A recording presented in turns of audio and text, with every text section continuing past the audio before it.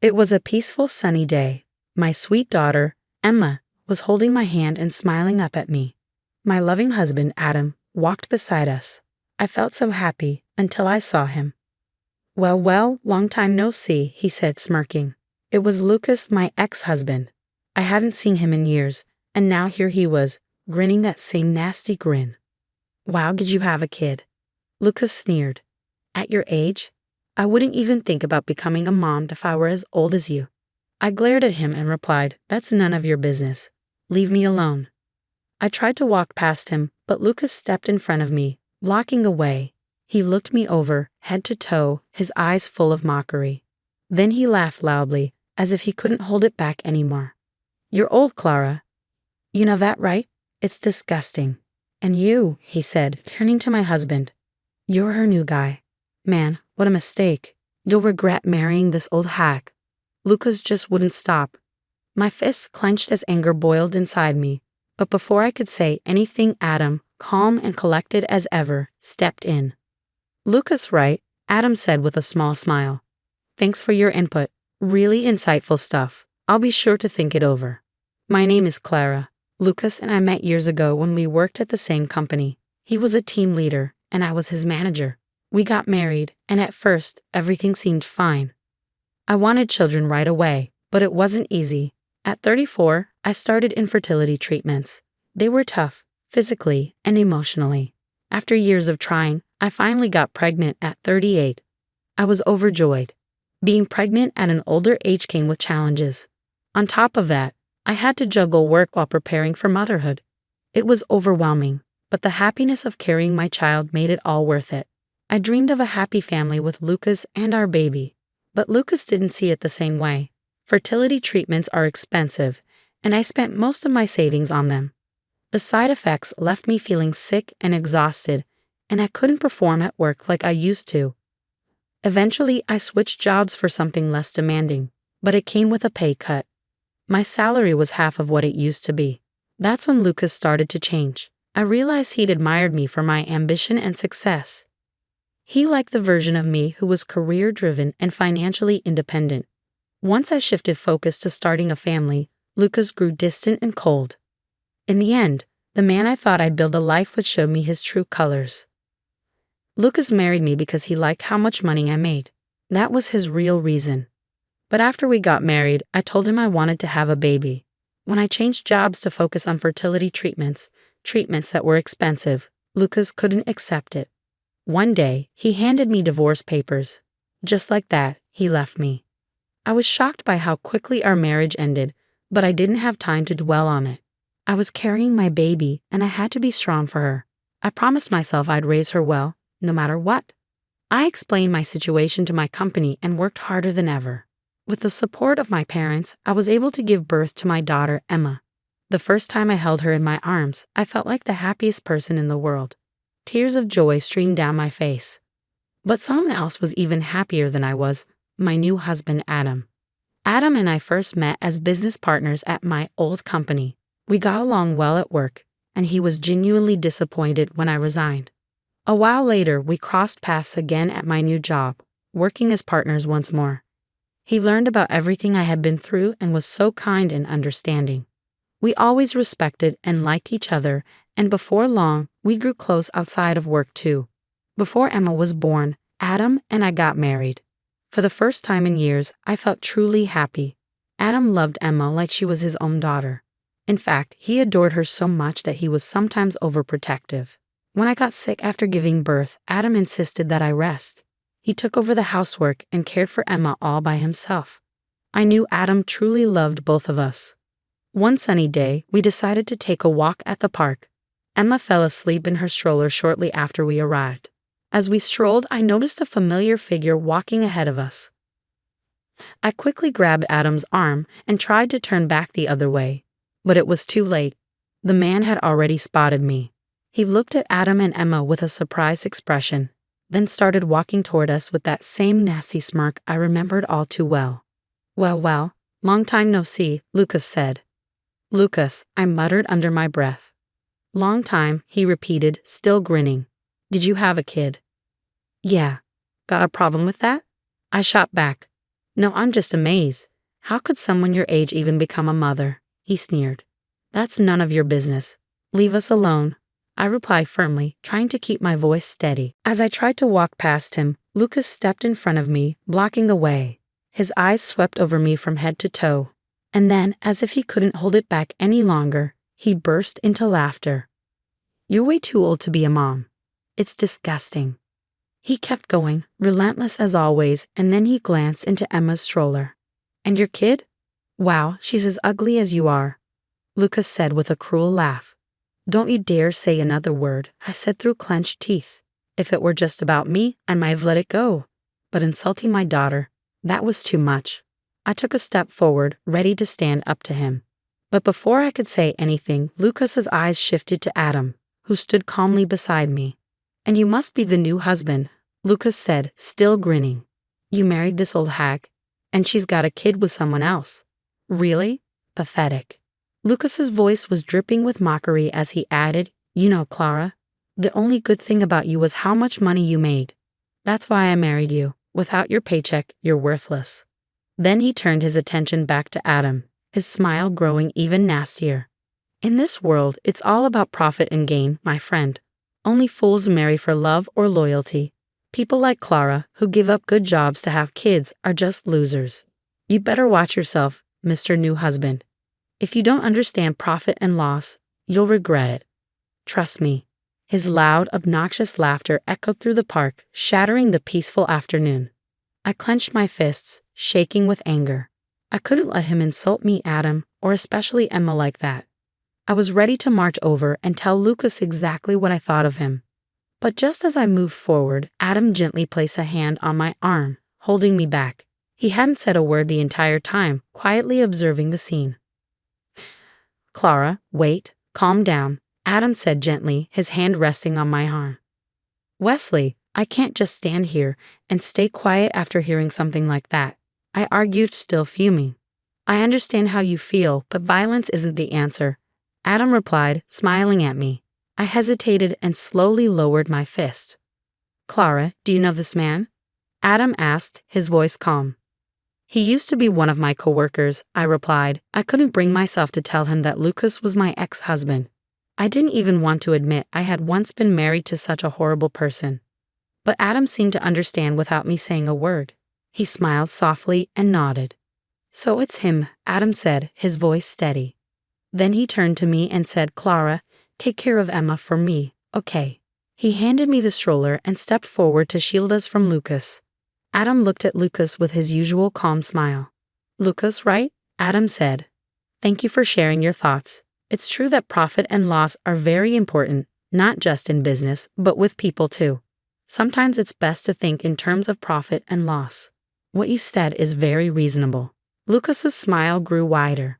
Well, you're not as dumb as I thought. In that case, you shouldn't be with Clara. You know better. Lucas grinned at me and put his hand on Adam's shoulder, as if they were buddies. It was clear he thought Adam was on his side. But Adam didn't flinch. He brushed Lucas's hand off calmly. You know my father owns a business, and in business, profit and loss are very important. I think I'll talk to my father about what you said today, Lucas. Is your dad a president? Lucas asked eagerly, his eyes lighting up. If you want, I can talk to him directly. It was obvious Lucas was hoping to take advantage of the situation. Still obsessed with money and titles, he didn't care how badly he had treated me. I couldn't believe how different he acted now. I know you're busy, Lucas, so I'll let my father know, Adam said, his voice polite. I'm sure he'll be in touch soon. Well, I'll leave you alone for now, Lucas said quickly, backing off. With that, Adam took Emma and me and we walked away. As we passed Lucas, he glanced at me and I couldn't help but feel a little sorry for him. The next day, Lucas went to work and was immediately called into his boss's office. The president of one of his company's major partners had filed a complaint about him by name. That president? My father-in-law, the one who knew all the details about my divorce with Lucas. He was absolutely furious. Adam called Lucas's boss and told him about Lucas's terrible attitude, emphasizing how important it was to properly manage employees. My son told me that one of your employees mentioned the importance of profit and loss, Adam said. You should really consider how much damage one person's mistake can cause. When Lucas's boss finally understood what had happened, he called me. Hello. Clara, I'm sorry. Lucas's voice came through the phone. I was caught off guard by his apology. I knew he'd call me eventually, but I didn't expect it so soon. He must have been in a real rush to apologize over and over again. I'm really sorry. Please forgive me. Forgive you? After everything you said? I thought to myself, what's going on? Did my father-in-law talk to you? I asked sarcastically. I heard him hesitate on the other side of the phone. He must have given you some advice, huh? I'm so sorry. I'm really sorry. I want to apologize in person to your current husband and the president, Lucas pleaded. Did your boss tell you to apologize? I asked, unimpressed. Yes, he said I can't come back to the company until I apologize to you and get your forgiveness. Please, Clara, help me. We were married once, Lucas begged. Enough, I said firmly. You've only ever seen me as a source of money, haven't you? Now you're acting like this. Weren't you the one who said everything's about profit and loss? Well, for me, keeping you around my husband and my father-in-law is a loss. Talking to you after you insulted my daughter and my husband is just a waste of time. So don't call me again. No, please, he stammered, but I hung up before he could finish. He had said so many hurtful things to me, and though I still didn't feel like I had said enough, I felt a little better. I could imagine him panicking at that moment. Soon after, Lucas' reputation took a big hit. He'd always been someone who looked down on others and had a poor reputation to begin with. When we worked together, I often had to clean up after his messes, but after I left the company, no one was left to cover for him. The frustration with Lucas began to grow both within the company and beyond. It turned out that Lucas's boss was furious with him because my father-in-law's company was one of their biggest clients. In the end, Lucas had no choice but to quit his job since things had gotten so bad. Now he's struggling to find a new job. I even received a long email from him asking me to help him find a new position. In one of his emails, he wrote something like, I know I said awful things, but I still love you, Clara. How disgusting. Rumor has it that after our divorce, he started dating a much younger woman. But when he lost his job and couldn't find another, she left him. Well, he got exactly what he deserved. He's been sending me emails saying things like, it's your fault I'm in this terrible situation, so you should help me, or you should help me because I still love you. It's like karmic retribution. I've been ignoring all his emails, but lately the frequency of them has been increasing. I'm considering blocking him for good. As for me, I'm still living happily with my loving husband Adam and our daughter Emma. Recently, Emma has started talking, and I can't take my eyes off her. She's growing up so quickly. Adam, my in-laws, and I all love her so much. I just want to keep this family happy forever. Hi, I'm Shirley, a 31-year-old office worker. A year ago, I married Mason, a man I met on a blind date. After a year and a half of dating, he proposed. Settling down had always been my dream, so even though the proposal felt a bit hasty, I said yes. In hindsight, I realized I should have taken a more cautious approach. Not long after our wedding, Mason made a surprising decision to switch jobs. When I asked him about it, he explained that his previous position didn't allow him to fully showcase his skills. What stunned me even more was his announcement that he had already resigned and would be leaving by the end of the month. Thankfully, he found another job quickly, but it came with a lower salary than his last position. At first, I wasn't too worried since I had my own job, but then Mason started pushing me to quit. I might have considered it if his new salary had been enough to support us both, but with his recent job change, his pay was lower. He kept insisting it would go up soon, yet there was no indication of when that might happen. Quitting my job under such uncertain financial circumstances felt risky. We relied on my income to save and cover essential expenses like rent and car payments. Depending solely on Mason's current salary just wasn't practical. One evening, Mason handed me divorce papers, seemingly to intimidate me. You know I'm ready for this whenever, he challenged. I urged him to take a breath and rethink his words, but he simply stood up and retreated to his room. That confrontation left me reflecting on the hasty decisions and unexpected changes that had occurred since I met Mason. I firmly told him I wouldn't quit my job until his salary improved. At first, he seemed to accept my stance, but the topic kept coming up. Each time he mentioned it, I stood my ground with the same unwavering response. Now, a year into our marriage, Mason's salary still hadn't changed, yet he kept pressuring me to quit my job. "When are you going to leave?" he would ask, and I often felt the urge to respond sarcastically. However, I knew our financial stability hinged on my income. If it was so crucial for me to resign, I believed Mason should focus on advancing his own career instead. As time passed, I began to understand why Mason was so adamant about my leaving work. This became evident during our visits to his parents' house. Whenever we were with his mother, Martha, Mason would feign concern, claiming he wanted to ease her burden. She would express her gratitude, and then he would glance at me pointedly, as if nudging me toward resignation. He suggested she needed help, but Martha was anything but helpless. She was active, healthy, and even held a part-time job that funded her hobbies and social life. It was clear she didn't require my assistance, yet Mason continued to push for my departure.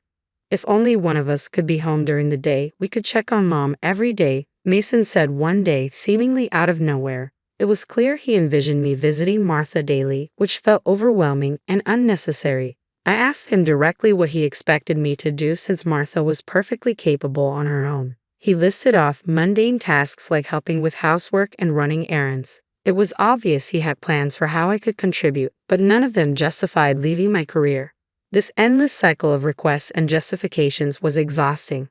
I needed Mason to realize that while I was willing to support his family when needed, giving up my job without a solid reason was not something I could take lightly. "But Martha has her part-time job and spends most of her days out with friends, right?" I pointed out when he suggested I could take care of housework during the day. His response left me puzzled. Was he really implying I should become his mother's maid? Mason was deeply concerned about maintaining a certain image, especially in front of his parents. If he was so eager to take care of them, why couldn't he handle the household chores himself? Despite his persistent pressure, I stood firm in my decision not to quit my job. I also opted not to visit my in-laws on my days off, though I did make an effort to see them during major holidays like New Year's. As I reflected on our visits, a pattern emerged. Mason frequently delegated tasks to me, asking me to tidy up, assist his mom, or run errands. I pushed back against these requests. When he suggested I go to the store, I would reply, "Don't you know this area better than I do?" His standard excuse was that it wouldn't look right if he did it himself. A rationale I found both puzzling and manipulative. It seemed he was more focused on controlling the situation and projecting an image of family care than on genuinely caring for his parents or me. As time passed, my perception of Mason changed. It became clear that he was more focused on appearances than on genuine affection or respect for me. When I finally confronted him, asking why he didn't help out or even consider quitting his job to care for his mother, his reaction spoke volumes. He looked both disgusted and uncomfortable, replying, "That's not something I'm supposed to do. I'm giving you these instructions so my mom thinks you're a considerate, useful wife. You should appreciate how kind I'm being." His words were revealing. He essentially wanted to shift all the demanding tasks onto me while showcasing his virtue as if it were something extraordinary. But I am neither his servant nor his subordinate, and I certainly didn't deserve to be disrespected in front of my in-laws. It became increasingly clear that Mason's priorities were misaligned, valuing appearances over genuine partnership and support. If he continued with these unreasonable demands, I refused to stay silent. I will stand my ground. Despite our numerous discussions, Mason hasn't changed. He keeps pestering me with the same question. "Are you going to quit your job?" Furthermore, every time we visit my in-laws, he continues to boss me around as he always has. After reaching my breaking point, I realized it was time for a serious conversation. "We need to talk about our future," I said, hoping to guide our discussion towards something constructive. "What are you even trying to say?" Mason shot back, clearly annoyed. "I'm honestly fed up. I'm tired of you constantly asking when I'll quit my job, and I'm exhausted from the pressure to take care of Martha," I expressed, laying out my grievances. "Why are you so upset about that? You're my wife, and it's your duty to care for my parents," Mason retorted. "Don't you think it's unfair to place that responsibility solely on me? Shouldn't you, as their biological child, the one helping with the housework and caring for them?" I challenged, confronting his outdated views. "No way. It's the wife's duty to do it." "Are you the kind of person who doesn't care about family?" Mason accused, clearly upset by my resistance. I'm disappointed to hear you say that, he added. Seizing the moment to highlight the double standard, I asked, then let me ask you this. How have you been caring for my parents? If I asked you to take care of them, would you do it? Mason stared at me blankly, struggling to understand the connection. What are you saying? Why should a husband be responsible for his wife's parents? So does that mean you won't ever take care of my parents? I pressed, aiming to highlight his inconsistency. The husband's parents and the wife's parents are totally different, Mason replied, missing the point entirely. What difference does that make? I don't understand, I said, feeling increasingly frustrated. I didn't realize you were so out of touch. It's like talking to my old boss. What are you trying to say? Mason asked, clearly confused. I'm saying that a husband should take care of his own parents, and you should support your wife's family too, I replied, trying to emphasize the importance of mutual support and equality in our responsibilities. I felt the need to clarify, so I added, so you only prioritize your own blood relatives. I'm really disappointed in you. I won't be visiting your parents anymore. Why would you do that? Enough is enough. I'm the one who wants you to stop this nonsense, he shot back. No way. How do you talk to me like that? My mom is right, Mason exclaimed, his temper flaring. Ha, your mom was talking about you. She said you're a badly behaved husband. That's why she gave me this, he said, pulling a piece of paper from his bag. It was divorce papers. What? You had divorce papers ready? I asked, shocked, but Mason looked oddly proud of himself. See? I scared you, didn't I? I'm ready for this anytime, so think about what you just said, Mason declared smugly before heading to his room. Unbelievable. Why is Mason so selfish? I thought, fuming. That triumphant look on his face made it clear that the divorce papers were just a threat to manipulate me. The fact that Martha was involved only fueled my suspicion. Mason was acting like a puppet for his mom, trying to control me while following her orders. It was ridiculous. I wouldn't let him have his way. How could he not see that our marriage was in serious trouble with this behavior? His lack of understanding only frustrated me further. Mason had already completed the divorce papers and handed them to me with witnesses present, including Martha and his friends. This meant I could sign and file them whenever I wanted. The next day after Mason left for work, I filled out the divorce papers and submitted them to the city office as a precaution. I also filed a notice of non-acceptance of the marriage certificate. Knowing Mason might threaten to file a marriage certificate on his own, I called my parents to explain the situation. When they learned I had prepared the divorce papers, they were initially shocked but quickly rallied behind my decision. Outraged by Mason's behavior, they offered to help me move my belongings right away. Taking a leave from work, I had my parents come over, and together we relocated all my things to their house while Mason was out. I decided to stay with my parents for a while. For the first time in a long time, I felt genuinely comfortable and at ease in their home. Reflecting on my marriage, it became clear that Mason never contributed his fair share to our household chores. I was the one cooking dinner after long workdays and managing all the cleaning and laundry on my days off. On top of that, he expected me to care for his parents, which simply wasn't feasible. That evening, Mason called, likely just back from work. Hey, where are you right now? He asked. I'm at my parents' house, I replied. Oh, why would you go back there without my permission? And where's all your stuff? Don't tell me you're staying the night, he questioned, his tone a mix of surprise and selfishness. I almost laughed at how oblivious he was to the seriousness of the situation, thinking I was just staying overnight when I had actually taken most of my belongings with me. I'm not coming back, I said firmly. What are you talking about? Come back here and make me some food, he demanded. Make it yourself, I replied, ending the call. I couldn't engage in a conversation about divorce while he continued to be so dismissive. To find some peace, I decided to block his number and wait for him to come to my parents' house. A week later, Mason arrived at my parents' home, accompanied by his parents. They all wore serious expressions as we faced off in the living room, 3 against 3. How could you do this? How could you leave without my permission? Mason demanded, incredulity and accusation lacing his voice. You treated me like a housekeeper, Mason. All I ever asked was for you to take responsibility for your family, I replied, stating my ground. That's not true. What kind of wife would I be if I didn't take care of Mason? Martha shot me a fierce glare. My father began to tremble with anger, but I quickly intervened. Mason insisted that I quit my job to care for Martha, claiming it was my duty as his wife. Yet when it comes to my own family, he expects me to manage everything alone. Ultimately, Mason seeks obedience, using me to take care of his parents while taking all the credit. That's why he prioritizes his parents over mine. Have you ever heard Mason say these things? I asked. Martha continued to glare, but Lamb looked confused, as if he hadn't known about any of this before. Let me clear the air, Mason interjected, waving the divorce papers and claiming it was all Martha's idea. Why would you say that? Lamb asked, clearly taken aback. Oh no, it's because Camila has an attitude problem, Martha stammered. And did you really say that Camila's parents aren't a priority? I pressed. Well, it's only natural for your parents to come first, Martha shot back defensively. Don't be absurd. I came here to support you after hearing about the unfair treatment Camila has faced, but it seems you're the one at fault.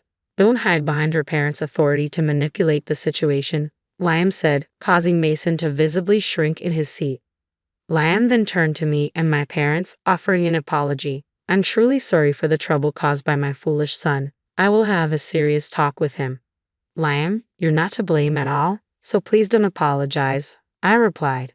Thank you for your understanding, but there's something else I need to address. I turned to Mason, who now looked nervous. The divorce papers you gave me? I've already filed them. We're no longer married. Mason and Martha both turned pale. Why did you file those without my permission? Mason demanded, his shock evident. You told me I could file them whenever I wanted. Besides, you filled out your part and had Martha sign as a witness, I calmly explained, leaving Mason momentarily speechless.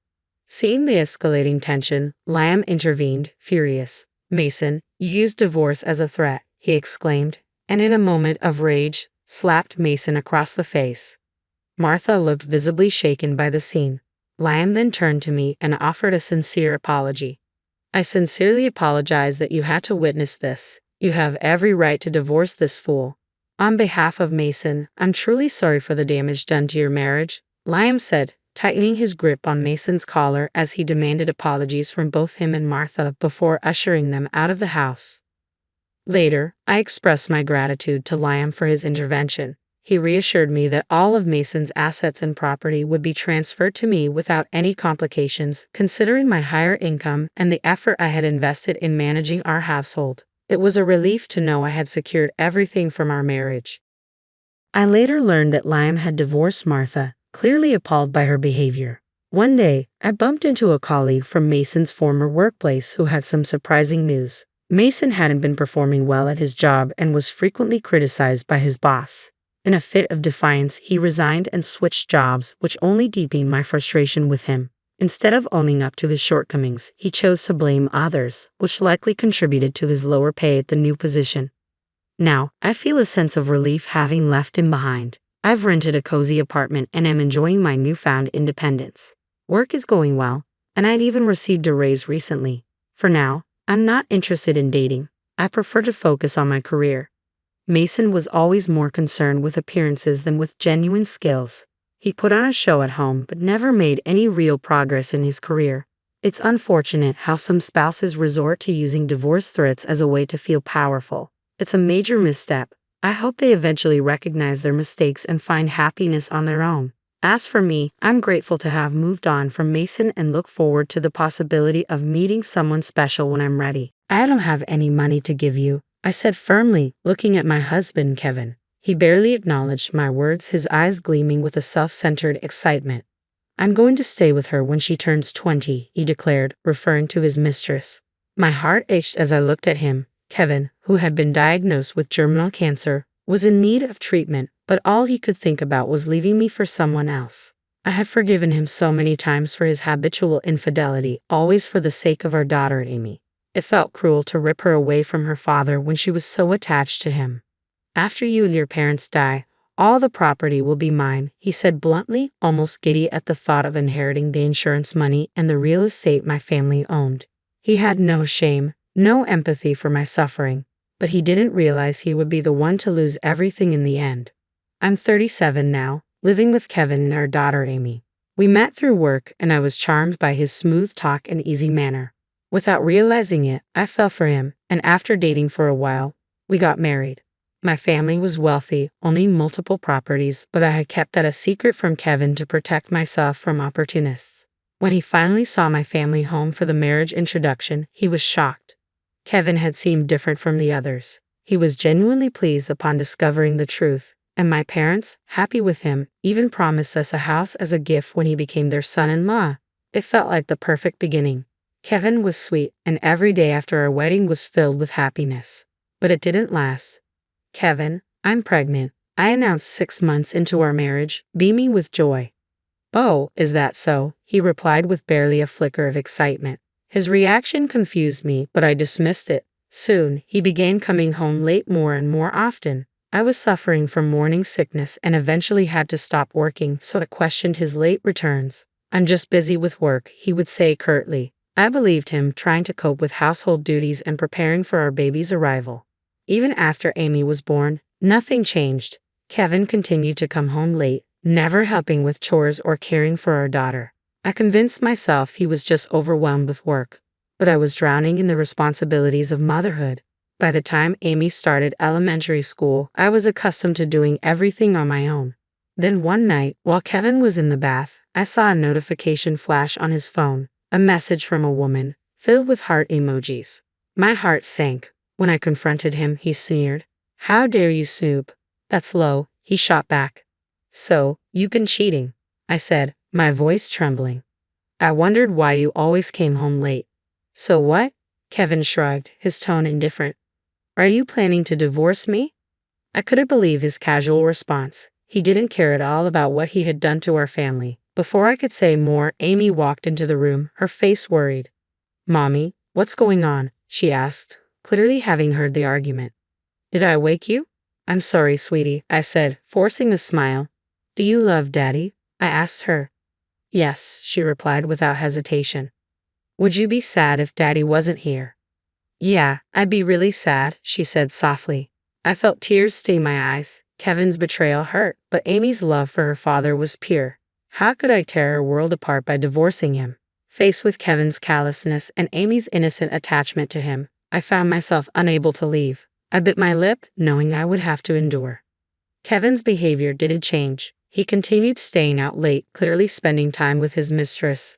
But on his days off, he was the perfect father, playing with Amy and showering her with affection. I lacked the strength to initiate a divorce, and as Amy grew older and busier with school and extracurriculars, life continued in a monotonous routine.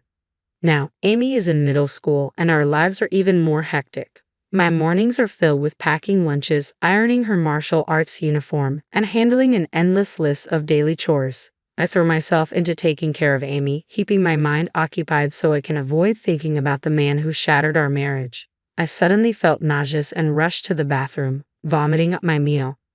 "Are you okay, Mom?" Amy asked, her voice filled with concern. "I'm just feeling a bit under the weather," I reassured her, trying to smile. "I'll be fine after some rest. You go ahead and get to school." After she left, I lay down for a bit, hoping the rest would help. I assumed it was just a minor stomach issue, but as the days passed, the pain grew worse. My husband didn't come home again last night, as usual. For Amy's sake, I pushed through, trying to keep up with the household chores despite the growing pain, but eventually, I hit my limit. I went to see a doctor who told me they'd contact me with the results later. The pain became unbearable. I couldn't do any chores. All I could manage was to lie in bed. That's when Kevin finally came home. "Must be nice, lying around all day and skipping the chores," he said coldly, oblivious to my suffering. The scent of another woman's perfume lingered on him. Anger and sadness washed over me, but I had no energy to confront him.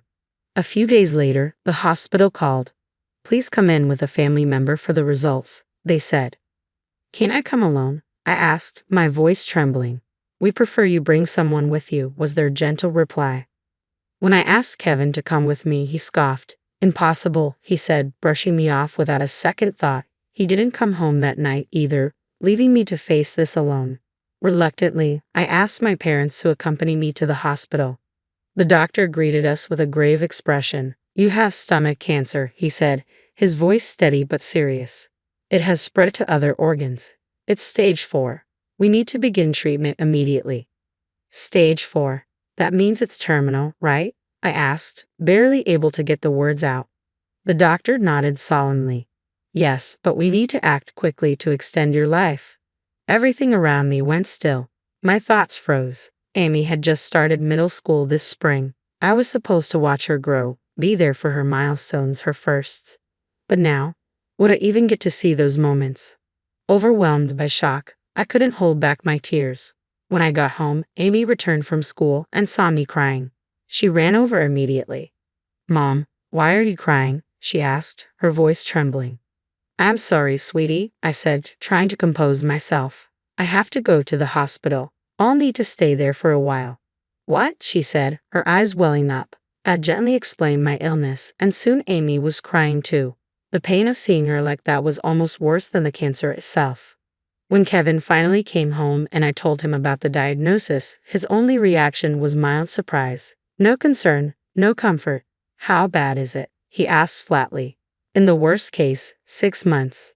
But treatment could extend that," I said, exhausted from both the conversation and the situation.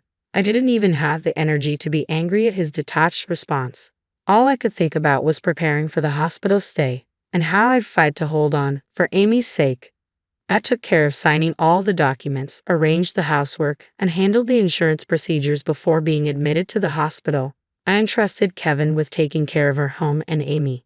"Please look after the house and Amy," I asked, hoping for a sincere response.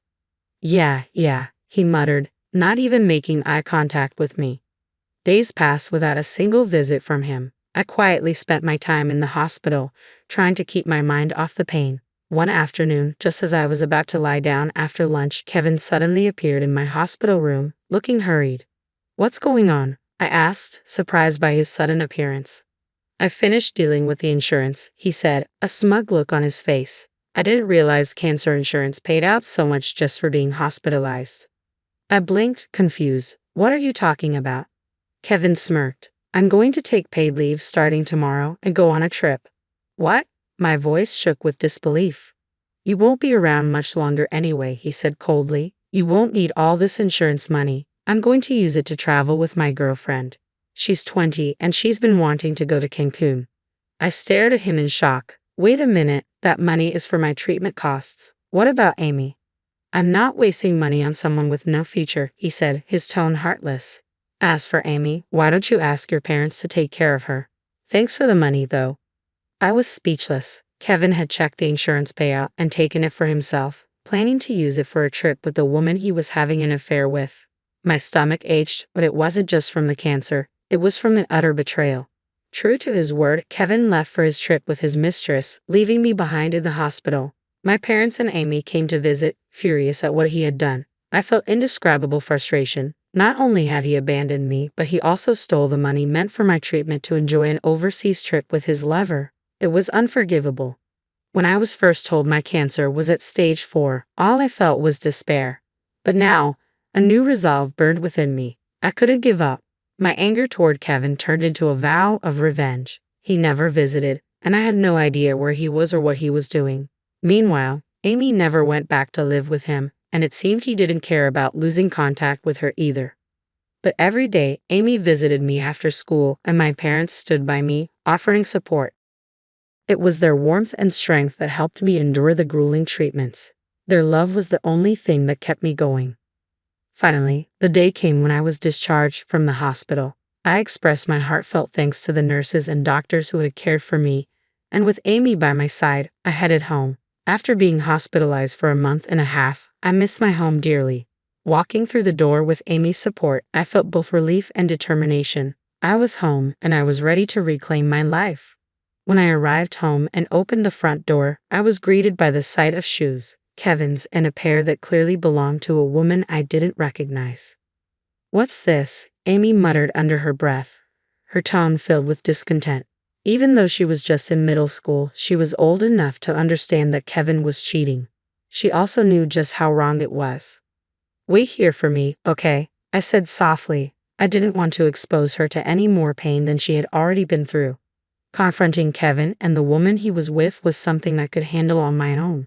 Leaving Amy at the entrance, I stepped into the house alone and raised my voice deliberately. "I'm home. I've returned." Kevin appeared from the bedroom. hurriedly adjusting his clothes, his expression a mix of shock and annoyance. The kitchen was a mess, empty noodle cups, ready meal boxes, and alcohol cans scattered everywhere, far more than one person could consume. What are you doing here? Kevin stammered, clearly caught off guard. After sending Amy to stay with her grandparents, he must have thought he had free rein to bring his mistress home. I came back because I was discharged from the hospital. But what is this? What's going on here? And who is she? A young woman emerged slowly from the bedroom, her outfit barely more than lingering, her makeup smudged and messy. You told me your wife would be coming back, she said, looking at Kevin with confusion. You said this was your house, didn't you? I stared at them both, trying to contain my rising anger. This house was handed down to me by my parents, I said firmly. It's my house. It's not strange for me to come back to my own home. The woman shot Kevin a puzzled look. But you told me this was your house. Kevin, ever the show-off, scoffed and waved his hand dismissively. Ah, but it's practically my house now, he said, clearly trying to maintain his charade in front of her. Why would this house be yours? I asked, narrowing my eyes at him. Kevin smirked, the arrogance in his voice palpable. Because you won't be around much longer. Once you're gone, as your husband, everything becomes mine, your inheritance, all of it. I'll get the insurance payout too. With that money, I'll travel wherever I want, buy whatever I want. His words hit me like a punch to the gut. He had already written me off, assuming that once I was gone, he'd live a carefree life with my inheritance and insurance money. The betrayal was deeper than I could have ever imagined. But I wasn't done yet.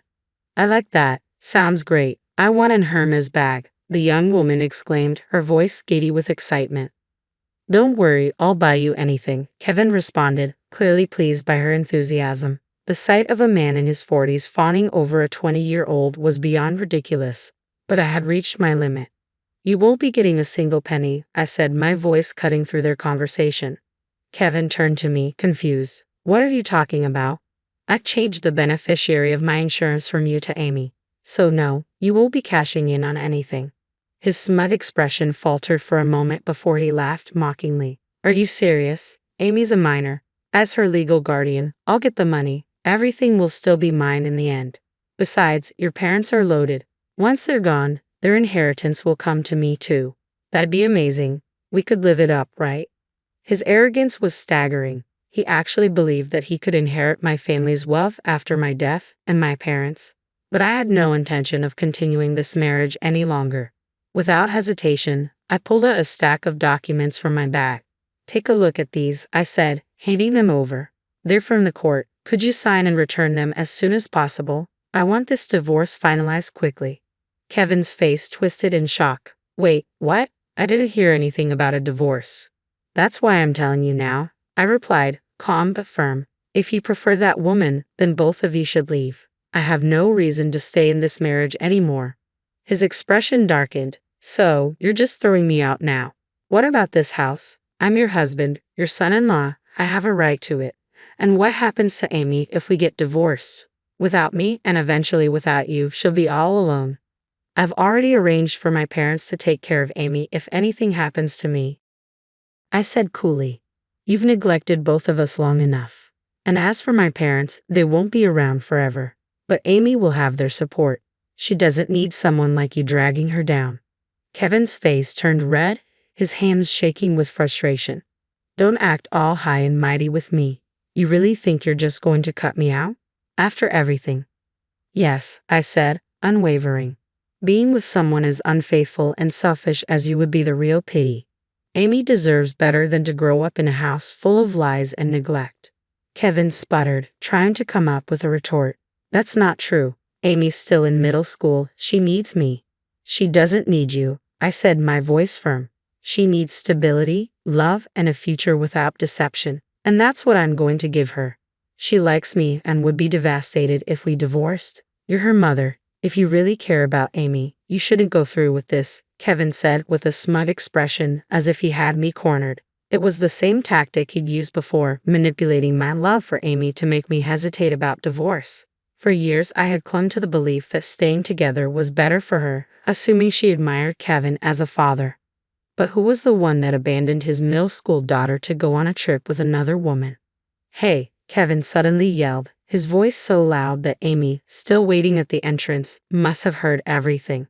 The realization that she was within earshot took him by surprise. He didn't expect to be caught. I don't want a dad who flirts with younger women and ignores his wife, Amy said, stepping forward, her voice filled with disgust. Hey, Amy, it's not what it looks like, Kevin stammered, desperately trying to save face. Please leave. This is my and Mom's house, Amy said firmly. Kevin's face fell. Wait, think about it. Your mom's not going to be around much longer. This house is too big for just you two. We can live together, and a young mom would be nice, right? The woman standing beside him looked awkward, realizing the conversation had taken a serious turn. Ha! I'm not interested in being anyone's mother, the woman interjected. Didn't you say you'd send your daughter away? Stop it, I snapped. Now you're lying in front of her. Kevin's voice faltered. Amy, you still like me, don't you? No way, that's disgusting, Amy said coldly. Her words struck him silent. It was disgusting, bringing in a mistress and talking about a new mom while I was still battling an illness. Kevin, I began, my voice steady but resolute, you're making a huge mistake. And just so you know, I'm not going anywhere anytime soon. He blinked, clearly taken aback. What? But you said it was terminal cancer. It was terminal, but surgery removed most of the cancer, and chemotherapy and radiation have worked better than expected. I'm still being monitored, but for now, the cancer is in remission. I'm not going anywhere for a long time.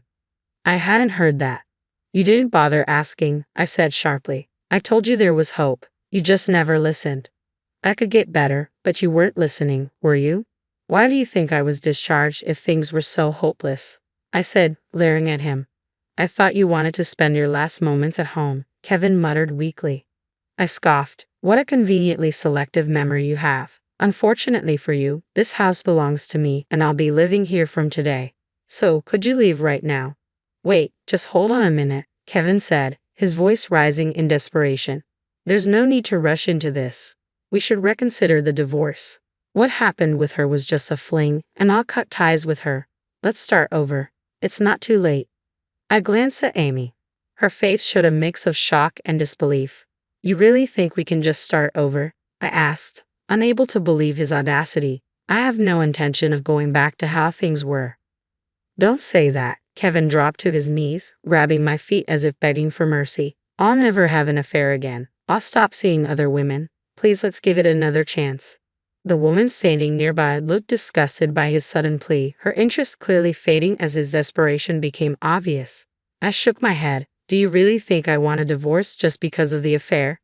Then what else could it be? He asked, genuinely confused. I sighed, the weight of everything pressing on me. I've reached a point where I don't care if you see other women. The real issue is that when your family faced a life-threatening illness, not only did you fail to worry, but you spent the money meant for my treatment on a vacation. You're not just an unfaithful husband, you're a selfish, heartless man who's toxic for Amy's future. So please leave. But how will you survive if you can't work? You're too sick. How will you make a living? He stammered, trying to grasp any excuse to hold on. I have insurance and the money will be deposited into my account next week. So no, there's nothing for you, I said coldly. His face turned pale. That won't do. I spent everything on the trip. I was counting on your hospital fees for the next payout. I don't have the $155,000 I used, and if I lose the house, I'll have nowhere to live. My life will be ruined. That's not my problem anymore, I replied, unmoved. You ruined it yourself. I hoped Kevin might reconsider the divorce, but my decision was firm. Unfortunately, my mind is made up. Leave, Amy, can't you ask your mom to think this over? Kevin pleaded. No, I don't want to see your face anymore, I said, resolute. With those words, Amy, now stronger and more assertive from her martial arts training, pushed Kevin and the other woman out the front door. Even though he was much older, he was no match for her strength. I watched with a mixture of pride and amusement as Amy, who had grown into a formidable young woman, managed to drag him along. The sight of Kevin's pitiful state made me smile. The commotion attracted the attention of the police, who arrived shortly after a neighbor's report. They quickly escorted Kevin and his companion away. As I watched them leave, I couldn't help but laugh at their absurdity. A year has passed and I have miraculously overcome cancer. My health has fully recovered and there has been no recurrence. I've returned to work in a simple clerical position. Despite my parents insisting that I didn't need to work, I felt uncomfortable sitting idle and wanted to contribute to the household finances, so I've been helping out with chores around the house. Meanwhile, Kevin's life had taken a turn for the worse. Abandoned by his affair partner and burdened with massive debt, he had squandered my treatment funds and inheritance on a lavish lifestyle. Now, he struggled to repay a debt nearing $65,000. I learned this through mutual acquaintances, as Kevin and I used to work at the same place. His financial irresponsibility and poor habits had led to weight gain and loss of interest from women, leaving him leading a lonely life. Given that Amy expressed a strong desire to leave her old home, sickened by memories of Kevin and the other woman, we decided to move back to my parents' house. The property was sold for a good price due to its location, providing us with enough funds to live comfortably without working for a while. I had received numerous requests for financial help from Kevin, but I found them intrusive and blocked his calls. Today, Amy competed in a martial arts tournament, where her skills have continued to impress. "I want to become strong to protect Mom," she said with determination. I cheered her on. "Good luck, Amy." The tension in the venue was palpable as the match began. Amy executed a flawless throw and won the championship. "How should we celebrate?" I asked. "Let's stay up late and watch a movie," Amy suggested. "Sounds good. I'll grab some popcorn," I agreed. I've been wanting to see that movie. As we left the venue, I couldn't help but worry about the challenges of being a single mother, especially during Amy's sensitive middle school years. But despite everything, Amy has grown into a remarkably honest and straightforward person, surpassing my expectations. I have no regrets about divorcing Kevin. In fact, the ordeal has strengthened the bond between Amy and me. Though there is still a risk of recurrence and future challenges, with Amy by my side, I am confident we can face and overcome any obstacle together. When I married Jerry, I was fortunate to inherit some real estate from my grandparents. They advised me to use it wisely to secure our future, but also suggested I keep it confidential, even from Jerry. They believed it was prudent to maintain a passive income that only I controlled, ensuring I'd always have financial security. Unfortunately, Jerry has a habit of overstepping boundaries, particularly regarding possessions and finances. For instance, he once tried to redistribute gifts I had bought for my parents, giving them to his parents to enhance his image. His actions troubled me, especially when he reacted poorly to being confronted about them. Recently, a much more alarming incident occurred. I discovered $22,000 had been withdrawn from an account I managed, intended for our living expenses. This account was meant to complement the income Jerry contributed to our household, and I had no recollection of making such a large withdrawal. The only possible explanation was that Jerry had taken the money. When I confronted him, he nonchalantly admitted that he had lent the funds to his mother, Kayla, who was going through some difficulties. He did this without informing or consulting me. The revelation was shocking, not just because of the large sum involved, but also because it demonstrated a lack of communication and respect for our mutual financial decisions. This incident made me rethink the dynamics of our relationship. If our marriage isn't built on mutual respect and transparency, especially regarding finances, it may be time to reconsider our future together. The assumption that one spouse's earnings automatically belong to the other without any discussion is not a sustainable way to manage a marriage. If this approach continues, we may need to face the possibility of separation. Although the money was originally mine, earned through hard work, and we still have some savings, the loss isn't financially catastrophic. If Kayla was truly facing difficulties, I understand the need to help. However, I would have appreciated a simple conversation beforehand.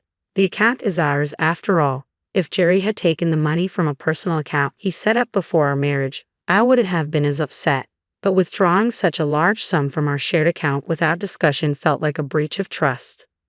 When I expressed my disappointment, Jerry seemed irritated and dismissed my concerns. He promised, albeit reluctantly, to inform me next time before making any major financial decisions. Then, he excused himself to the bathroom, leaving me feeling unsettled. It wasn't like the early days of our marriage when Jerry would genuinely listen and value my input. Is this what change in a marriage looks like? A few days later, I visited my in-laws to deliver a package that had mistakenly been sent to our address. My mother-in-law, Amy, greeted me warmly and invited me in for tea. Though I had planned just to drop off the package, I accepted. While there, I noticed several luxurious items around the house: expensive cosmetics, stylish clothing, and health products. Amy mentioned, almost casually, that these were all gifts from Jerry. The realization hit me hard. The missing $22,000 had been used not out of necessity, but for extravagant purchases. The idea that Jerry had lent money to his mother for emergencies suddenly seemed like a gross exaggeration. This misuse of funds made me question not only our financial partnership but also the respect and communication in our marriage. As I sat there quietly sipping my tea, the atmosphere shifted. My in-laws' smiles faded, and they began to look at me with a strange mix of fear and accusation.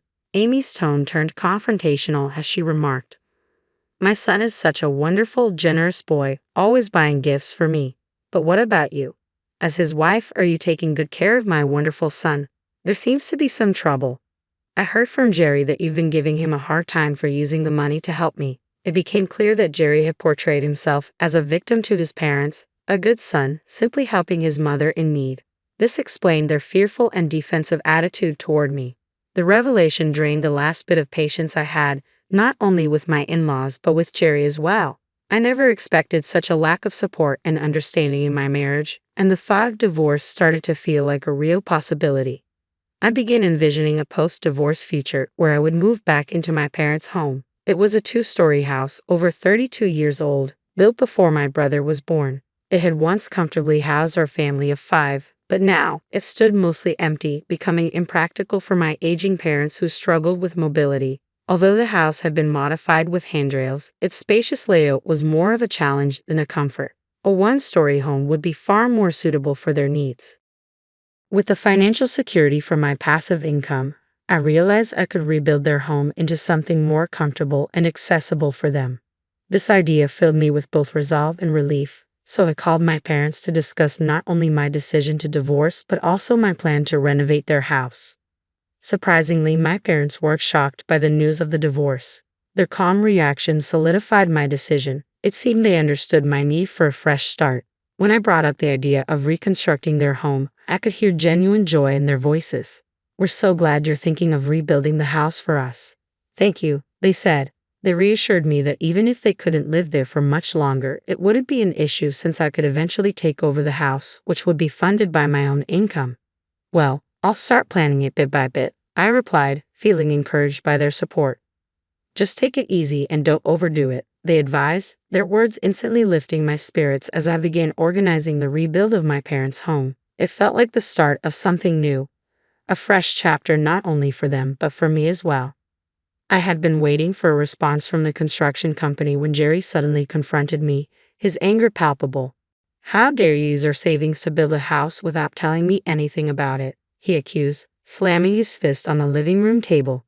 His voice grew louder, completely disregarding my feelings. "My parents will be living in the new house," I said firmly, trying to keep my composure.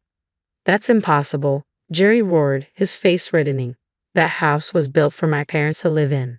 He insisted that since he viewed the funds as our shared property, his parents had as much right to the house as mine. "Are you seriously planning to cram 5 people into that tiny one-story house?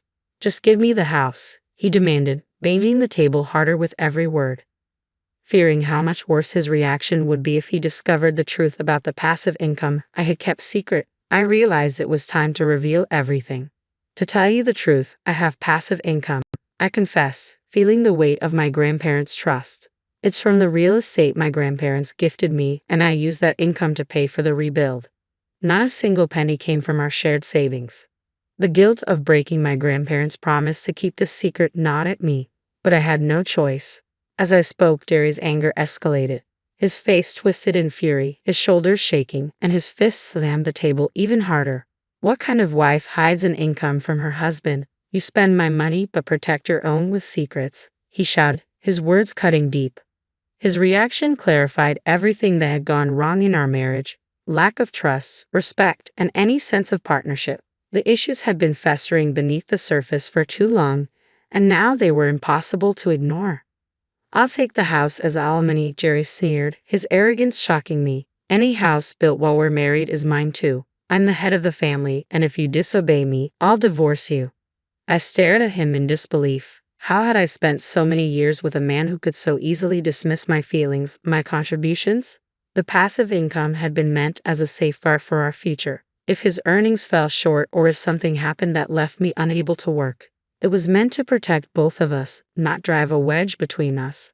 Now, I saw clearly that my grandparents had been right to advise me to keep it a secret. They must have seen something in Jerry long before I did. I had planned to share my passive income with Jerry when the time was right, but after everything, I no longer felt any desire to use that money on him. Frustrated, I stood up and left the house, needing space from the suffocating atmosphere. I spent the night at a business hotel to clear my head and think through my next steps.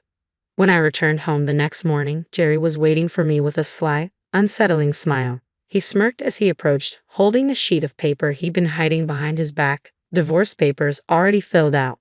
"You're lying about your passive income, aren't you?" he sneered. "You made that up to cover for stealing from our common savings." His baseless accusations were tiresome despite my honesty about the passive income I had from my grandparents. No matter how much I insisted on the truth, Jerry was stuck in his own narrative, refusing to believe me. "It's the truth. I have passive income," I said once more, but I could see he wasn't interested in listening. His inability to trust or respect me was the final straw. It became painfully clear that this marriage offered none of the support or partnership I needed. The path forward was now inevitable. With a smug grin, Jerry shoved the divorce papers into my hand and said, "You let me know when my parents can move into the house, right?" He patted me on the shoulder, as if this was all some joke, then walked out the door, humming as he mentioned he was off for a drink. In that moment, everything clicked. Jerry had been concealing his disdain for me throughout our marriage. He had never truly valued my feelings or respected my perspective. The realization stung, but it also brought clarity and freedom. I didn't hesitate. I packed my things right then and there, filled out the divorce papers, and left the house for good.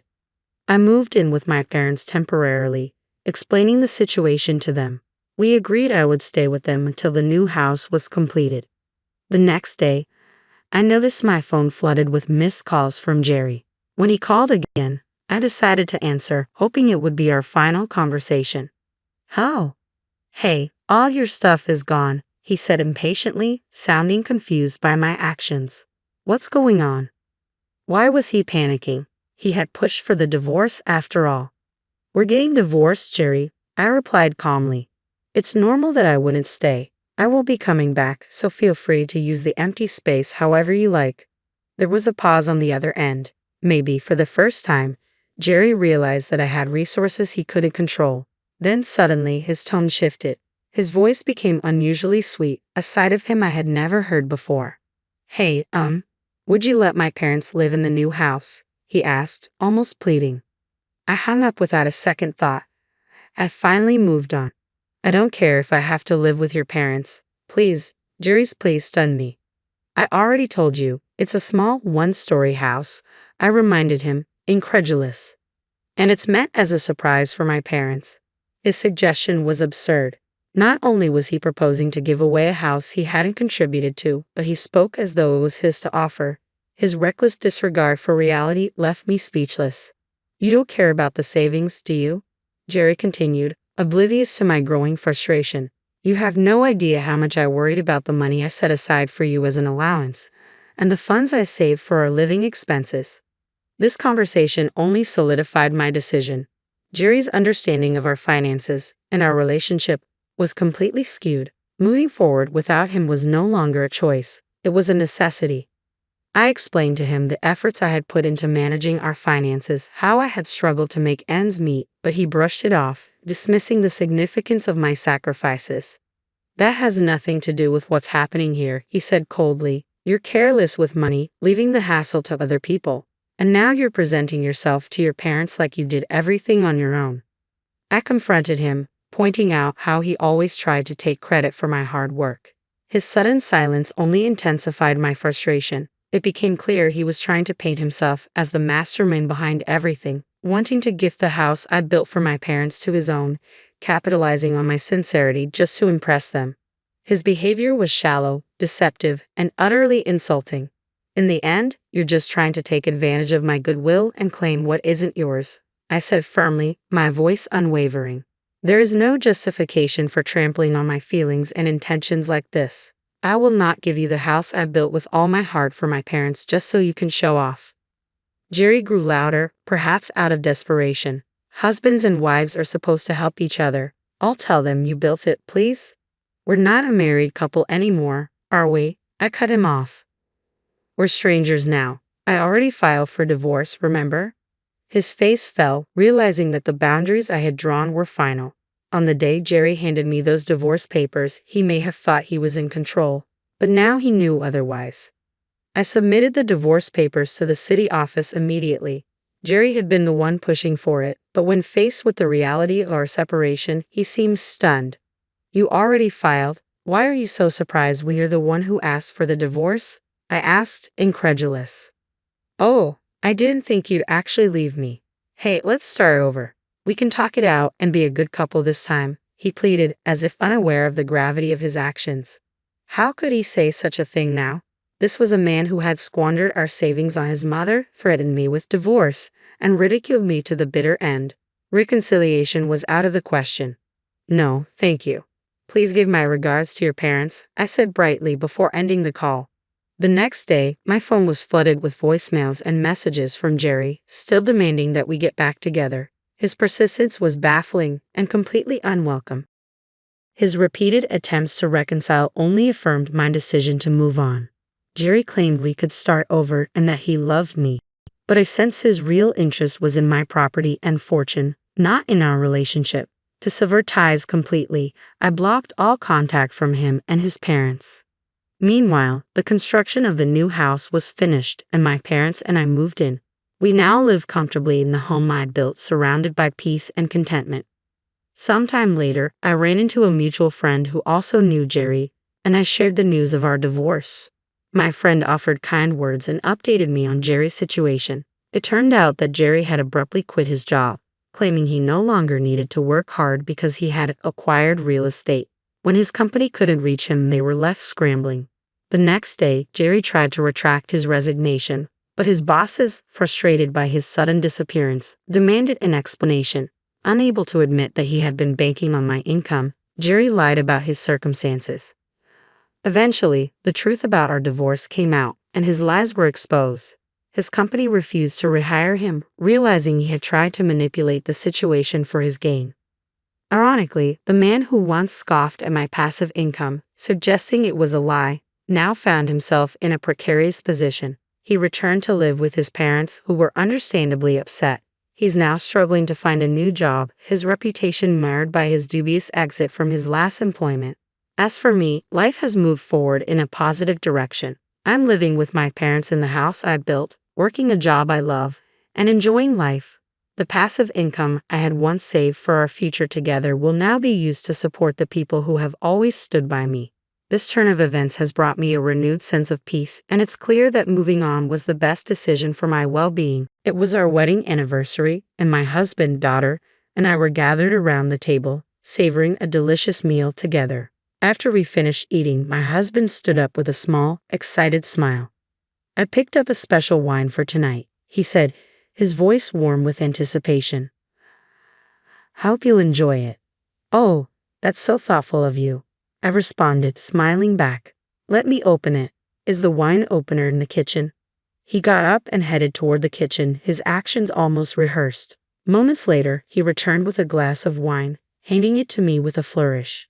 Here you go. Give it a try. Thank you, I said, raising the glass.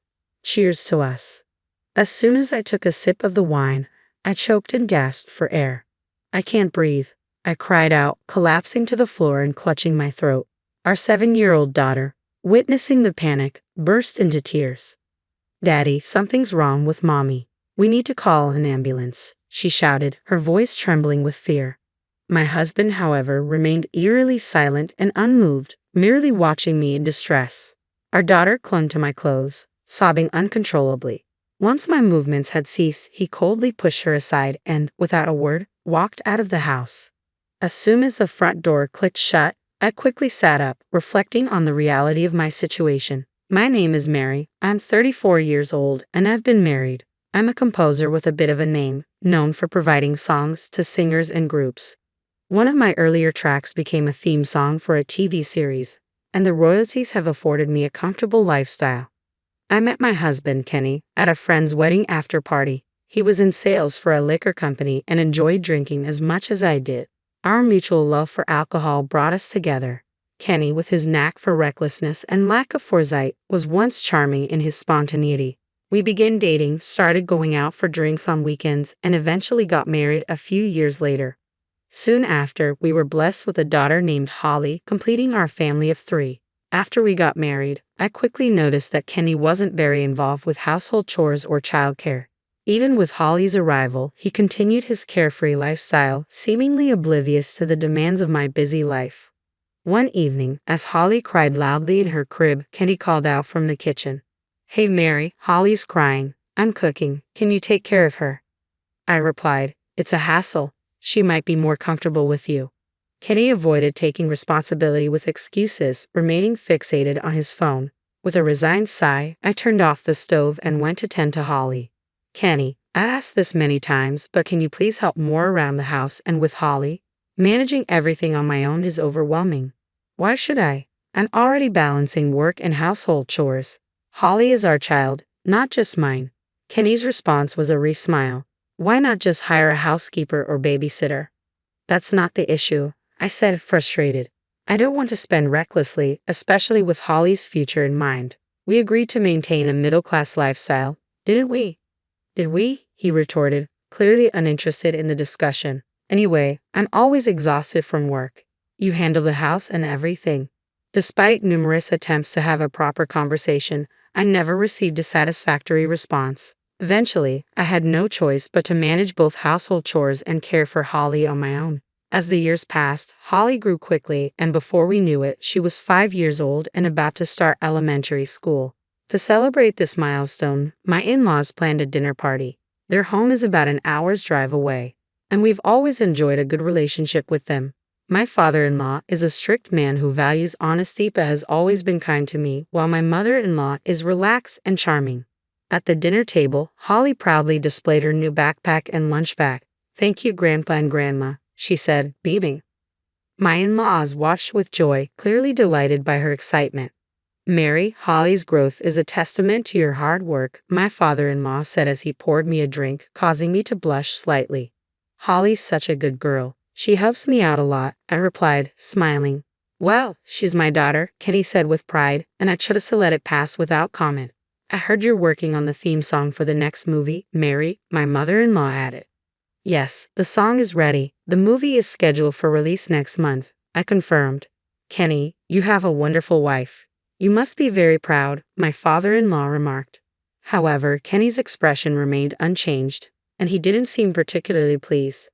"But she earns so much, yet I don't get to enjoy any of the luxuries that come with it," Kenny said, surprising both my in-laws and me. "What?"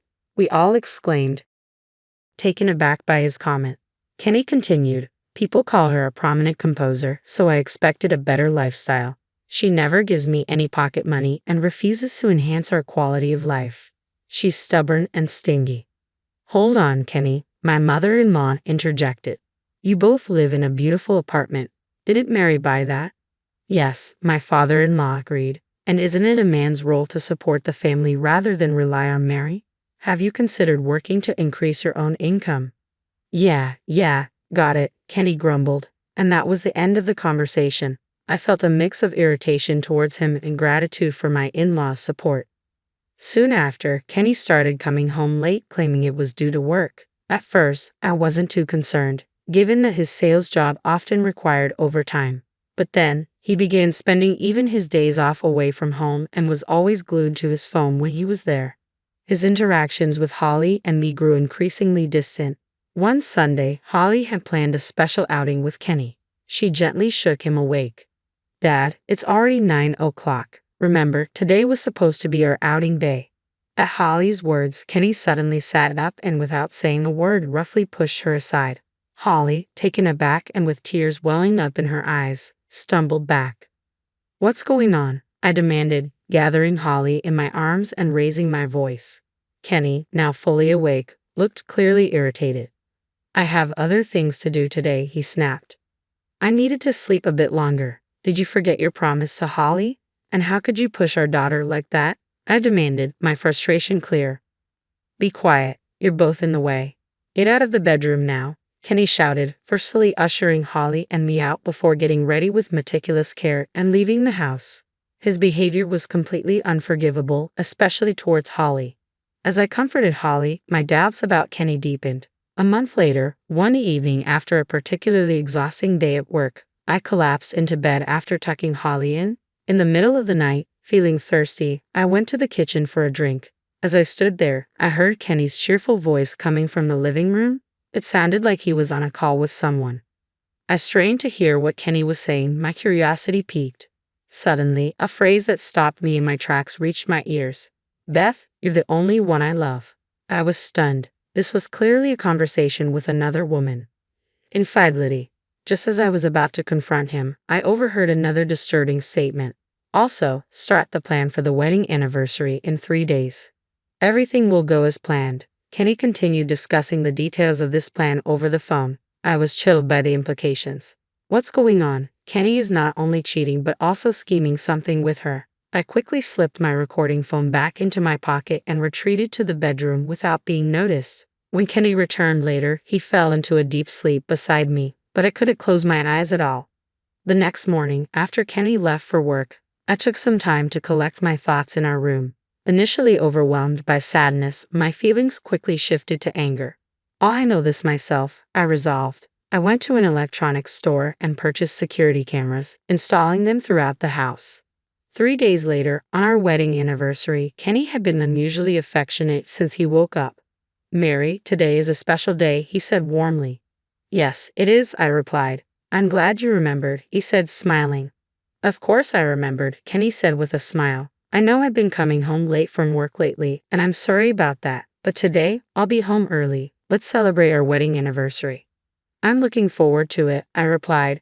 I've prepared a special meal. Mary, I truly love you, he added. Feigning ignorance, I simply nodded as Kenny headed off to work. Once he was gone, I calmly continued my preparations. At around 6:00 p.m., Kenny returned home. I had arranged a lavish dinner and was ready to greet him. How was your day, Kenny? I asked. Dad, you came home early today? Holly exclaimed. Holly was thrilled to see Kenny home earlier than usual, her excitement evident. Watching her joy while knowing what was to come weighed heavily on my heart. I felt a pang of sorrow as I looked at her. I'm sorry, Holly, I whispered. Kenny looked around the table, taking in the feast I had prepared. Wow, this looks amazing. Shall we dig in? The three of us gathered around the table and enjoyed the meal together. As we finished, Kenny reached for something he had set aside. I bought a special wine for our anniversary. I think you'll really like it. Thank you. That's very thoughtful of you. I'll go ahead and open it. Is the wine opener in the kitchen? He spoke in a rehearsed tone as if reading from a script and headed to the kitchen. Moments later, he returned, pouring the wine into my glass. Here, give it a try. Thank you. Cheers, I said, trying to remain composed. As soon as I took a sip, a wave of distress hit me. I can't breathe, I gasped, clutching my throat and collapsing. Our 5-year-old daughter, horrified, cried out, Daddy, something's wrong with Mommy. Call an ambulance. Kenny remained silent, watching me in agony while our daughter, her face streaked with tears, desperately tugged at his clothes. When I finally stopped moving, Kenny pushed our daughter aside and left without a word. As soon as I heard the front door slam, I quickly got up. I had anticipated this outcome. Holly, seeing my calmness, looked stunned, her face streaked with tears and snot. I held her gently. I'm so sorry, Holly. It was a terrible prank. A really cruel one. I never meant to frighten you. A prank? I thought I lost you, she sobbed, clinging to me. In the shadows, a group of onlookers watched with bewildered expressions. Kenny came home late that night. Is Holly asleep already? Kenny asked as he walked in, his voice tinged with annoyance. I remained hidden in the darkened living room. Welcome back, Kenny, I said, flipping on the light. His face went pale, clearly shocked by my sudden appearance. Why are you still here? He asked, disbelief in his voice. Surprised by my calm demeanor, I replied, watching his shock deepen. It was all an act. I overheard your plan. The conversation I accidentally heard from Kenny was chilling. You'll handle the poison, right? It needs to be colorless, odorless, and tasteless. She loves wine, so it'll be easy to mix in. Afterward, we'll stage it as a suicide due to work stress. Once she's out of the picture, we'll inherit everything. The insurance, the royalties, and even this apartment. It'll be the start of our new life. When Kenny realized I knew about his plan, his face flushed with anger. You eavesdropped. That's despicable, he shouted. Even if it was an accident, discussing such things at home was foolish. That's how I gained the upper hand, I replied calmly. Kenny's rage only intensified as he glared at me. He then grabbed my bag and pulled out a small, unfamiliar bottle. It was clearly not one of my things. I guess it was intended to frame me for a supposed suicide. Now that you know, I have no choice but to make you drink this. There's still time to stop, I pleaded, trying to find a way to escape. Just then, a loud voice echoed through the room. Kenny, stop. Dad. Both my in-laws appeared in the doorway, their expressions stern. Why are you two here? Kenny demanded, bewildered. We've been here since this evening at Mary's request, my father-in-law explained, pointing to a surveillance camera mounted in the corner. We were monitoring the feed from another room. We saw everything from when you poured the contents of that bottle into a glass to when you hid it in Mary's bag. Kenny's face went pale as he realized the camera had captured his every move and that my in-laws had been watching the footage in real time. Staring at the camera, he looked utterly stunned. That's not all. I recorded the entire conversation, I said, pulling out my phone and playing the audio. The incriminating evidence made my in-laws wince and Kenny's face drained of color. With this recording, the camera footage, and the remaining wine as evidence, it will be easy to report you to the police. Kenny immediately dropped to his knees in front of his parents. Dad, Mom, please help me. I don't want to be labeled a criminal. You don't want your son to be arrested, do you? You idiot, my father-in-law said coldly, delivering a sharp blow to Kenny's face that sent him sprawling. My mother-in-law looked on with clear disdain. It's not just what you did to Mary. You didn't even consider Holly, my father-in-law said, his voice full of condemnation. You made her cry, and I can't forgive you for that. I can't even think of you as our son. We've already reported you to the police. They should be here soon. Accept your fate, my father-in-law added. Seeing that he was abandoned, a tearful Kenny stumbled toward me. Don't come any closer, I said firmly. Mary, please forgive me, Kenny pleaded. If you don't press charges, I won't be arrested. I only love you. Let's start over as a family with Holly. Do you really expect me to believe that after everything you've done, after trying to take my life? There's no way I can ever forgive you. I'm so sorry. Please help me. You and your mistress both, Kenny begged. I will never forgive you. Accept your punishment. Before he could say more, the sound of approaching police sirens grew louder. After the incident, Kenny and his mistress were convicted in court and sentenced to prison. Kenny and I finalized our divorce through our lawyers. His parents provided me with a substantial sum as compensation for the distress their son had caused. It turned out that Kenny's mistress, a university student studying pharmacology, had used her access to steal poison from the university, intending to use her knowledge to harm me. I also sought compensation from her, which her parents promptly paid. I have no intention of ever forgiving her. While Kenny is serving his prison sentence, neither I nor his parents have visited him. They've made it clear they'll support him once he's released on parole, arranging for him to settle and work far from here. I sincerely hope Kenny never crosses paths with me or our daughter, Holly, again. Holly and I have moved to a quiet, peaceful place. I told her, your dad is working far away now. When she replied, he doesn't have to come back, I couldn't help but smile, though it was tinged with bitterness. From now on, I'm focused on leading a calm and positive life, cherishing the future we're building together. I never expected to hear Ken say, I wish I had kids too. It caught me off guard. Ken had always blamed me for us not having children, acting as if it was entirely my fault, like he was the victim, wanting kids but unable to have them because of me. Even more shocking was discovering that he was secretly seeing my sister while pretending to work overtime. They think they're getting away with it, but their time is running out. One day, at Stacy's new house, I decided to confront the truth. I looked at the surprised Ken and said, "This child is yours."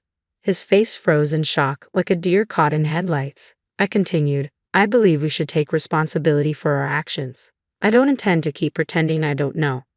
I'm Maddie, just a regular housewife working part-time as a cashier at a supermarket. I met my husband Ken through a friend's introduction. My first impression of him was that of an ordinary businessman. He works for a nationally expanding trading company and moved to this area 3 years ago for a job transfer. I remember when he asked me, "Is this your hometown, Maddie? If it's okay, could you recommend some local places? I'm in charge of finding a venue for an upcoming company Christmas party, and I'm struggling." I replied, "Yes, I've lived here since I was a child. Actually, there's a superb Italian restaurant nearby that would be perfect for the party. My hobby is visiting gourmet food places, and I'm good at finding new and delicious spots." That's how Ken and I quickly became friends, bonding over restaurant recommendations. I'm not great at talking to men, but Ken took the lead, and we seem to get along fine. "Next time, I'll find another delicious place. I hope it suits your taste, Maddie," Ken said.